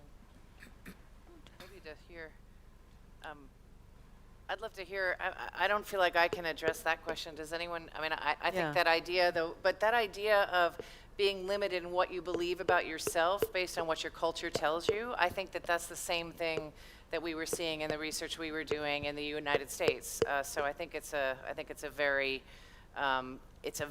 prevalent problem across cultures, and something that we can all connect on. And but I don't know what the intervention to that is beyond awareness and, like I said, collective action, getting communities together. You know, the way we just heard about the drumming in Rwanda, which is amazing. You know, just showing that it can be done, just doing it. And it is why breaking the glass ceiling is so significant. There's this old saying, you've got to see it to be it. So when one woman bursts through and plays the drums, it influences so many more who see that it's possible. Mm-hmm. Okay, yes, next question. Go ahead. Hi, my name is Netsa Chigwendera. I'm a singer-songwriter. I'm from Zimbabwe. And I don't know if I've got the ability to articulate what I have to express, whether it's a question or a comment. But it's something to do with the imposition of an idea that women are equal to men, and that we have to have the same aspirations in the workplace, in the workforce. And also my personal desire for, within my career, to have some anonymity and some invisibility so that I can raise my family, so that I can, no one's really talked about how, someone talked about a disadvantage of us having to feed our children. That's an advantage to me. It makes our community cohesive. So this idea that we have to all be in the workforce, and if we're not, then it's unequal and it's all a problem, I strongly dispute, and I feel it puts me under pressure to do things that I don't even want to compete that aggressively in the professional world. I enjoy the fact that I can, you know, be with my family. It enriches me in so many other ways that make me a better artist. And I agree with what you said. I'm sorry, I don't know what your name is from the British Council. Elke. That at the point when we get past 40, and we've built up all of this experience, then maybe that's our time to shine, when we've brought up our children and all of those things. But I just wanted to put that out there. And I don't think it's as big a problem. Of course, there are lots of problems in the entertainment industry, in the art world, that are created by this discrepancy of power between men and women. But some of the things that we think are problems, I don't really think it's a problem. I think it's our advantage, our strength, our role. There is a difference that I have in my setting, in the context where I am. I have to be a woman, and I enjoy that, and that's my blessing.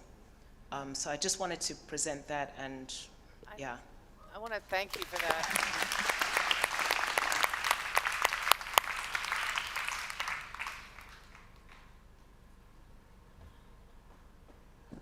Thank you.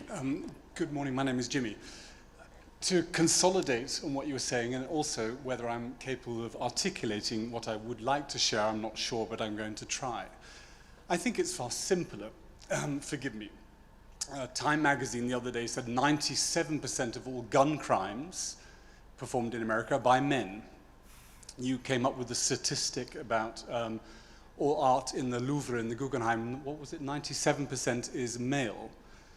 I spend a large proportion of my life, maybe 2/3 of my life, in very remote, hidden communities. they're not too dissimilar to the way we live, insofar as it's the women who run the communities, it's the women who have the breadth, it's the women who consolidate, it's the women who cherish the culture and the family. The men are running around making the noise, the men are running around perhaps making the art, the men are running around perhaps shooting each other, because they're narcissistic, they're selfish, they're indulgent, they're determined, and they're very narrow-minded in their breadth of life. As opposed to a woman, doesn't necessarily, you were talking about knocking on doors. They don't need to do that because they look upon wealth as far wider and broader. And I don't see it as an issue. I see you as far wealthier, far richer, far deeper in your connection than the majority of men. So I don't quite understand what the issue is. I guess if I could just speak to that from the first of all, I would love to hear from, I forgot your first name, from Zimbabwe, sorry. I'd love to hear what you do feel the main issue is, because when I sit in my role, we represent, you know, a bunch of independent artists, and what we hear from our community of artists is they desperately want advocacy to be able to access opportunities to tell their stories. They can't access, this is women, this is people of color, these are people who in our culture are underrepresented and have chosen to work in the space where they need to have resources in order to be able to practice their art. So that's the context in which I've been speaking, and I understand that that's not the same context as other practitioners in other ways. So my specific context is I'm representing, in my role as an executive director of a nonprofit, a bunch of artists who are saying we need help finding access and opportunities. So coming up with networks of financing, coming up with ways of building community among those artists, coming up with ways of amplifying their voices and proving that they don't have to wait for someone to give them permission to be able to tell their stories, express themselves. And I think as we begin to shape new media, it's doubly important when we think about, I'm just looking at you, talking about VR and AR. We have an opportunity here to shape new media in a far more equal way. So I think it is important to raise these issues. I think it's important to the artists. I think it's important to all of us that the stories that are so ubiquitous in our culture represent a wider range of voices. I just truly believe that. And I understand that that's not the same as what an individual woman wants to do with her life as a mother, with her career, with her, you know, with the way she wants to be in the world. And I understand that completely, but I did just want to provide that context for my narrative. Yeah. And I think part of the point of conversation, yeah. Right, but part of the point of having this conversation is it cannot be healthy for the culture of the world if 95% of the art comes from just one part of the population, and whether, you know, regardless of the film. Now, what individuals choose, how they choose to live their life, it's another issue. There's a bunch of hands here, and we've run out of time. I'd just like to comment on one thing, and the other thing which cannot be healthy is that we don't hear men's voices on this issue. And it's wonderful that they are here.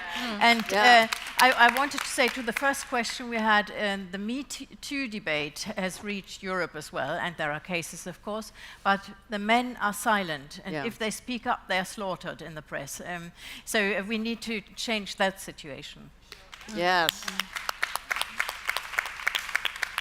And by the way, in my own personal experience, it requires proactive action. Yes. I mean, I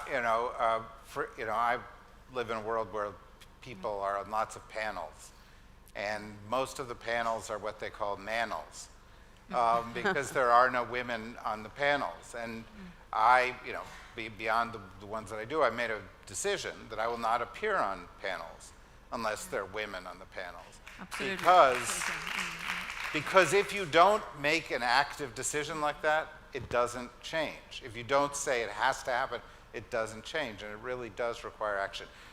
I know you want to make some... No, I'm fine, thank you. Okay, I want wait. to say something. Okay, I'm going to give you a chance. Oh, yes, because I think I was mistaken by saying disadvantages. Okay, I enjoy being a mother and a woman. You see the way I dress, you see how much I enjoy being a woman, right? So, but it's not the issue. The issue is this a fair game? You know, as you know, we're talking about the creativity, so we don't doubt that we are inferior to men's in terms of creativity. And our products of our creativity put in the market, the fair market, are we valued the same? So this is what we are fighting for, and we're trying to correct. Yeah. This is a giant discussion, and it is one that should not be contained in a panel, obviously, and it has to infuse not just, you know, our discussions here, but our lives.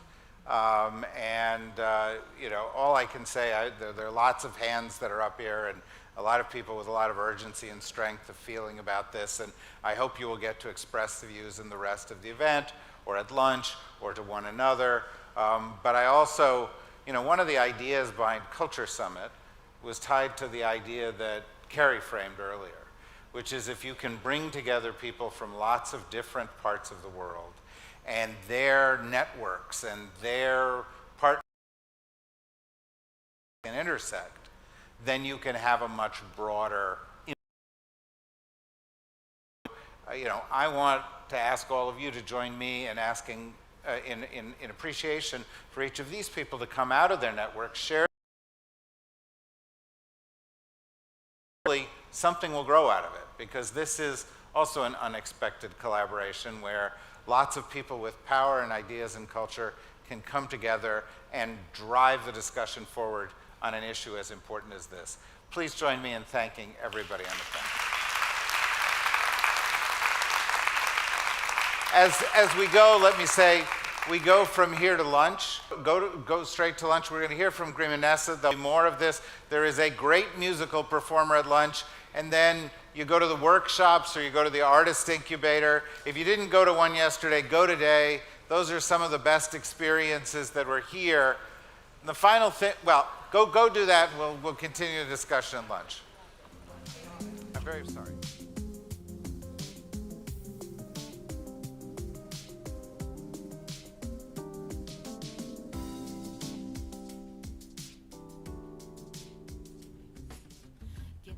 Espaldas brotarán las alas que nos harán volar invencible. Creo en lo imposible, que el símbolo silenciará el efecto de sus misiles. Creo en lo imposible, creo que es posible hacer de este mundo un mundo sensible. Creo en nuestros sueños como punta de lanza, el arma perfecta para nivelar la balanza. Creo en las acciones cotidianas que te llenan de vida, te llenan de esperanza. En lo pequeño radica la fuerza, con tu cariño yo caminaré. Imaginando rutinas bellas para dar vuelta al mundo al revés. Empezar por nuestra casa primero, romper con todo nuestro miedo. Ser consecuente de cuerpo y de mente para alzar el vuelo por senderos nuevos. Porque tu luz cotidiana enciende la sonrisa que sale por la mañana. Creo en ti, porque veo tu fuerza inexplicable, esa justa dignidad inconmensurable. Creo en ti, yo reafirmo que tu rabia proviene del dolor y tu lucha florece del amor. Porque en ti me veo yo. Creo en ti, con problemas y dilemas, con trabas, con vallas, con tropiezos y con penas. Creo en el cotidiano que hemos hecho a mano, tallado con el paso de lo que caminamos. Nadie muestra su careta, sonrisas y moriquetas. Solo esconden la verdad, desarticulando la micropolítica de la vida personal. Creo en nuestros sueños, volando para el cielo. Creo en tus acciones más fuertes que balas, transformando nuestro barrio al final de la jornada, con ideas que el dinero no compra ni paga. Por eso yo no vine a convencer los convencidos, ni a predicar a los que se sienten vencidos. Yo vine a compartir con quien haya entendido.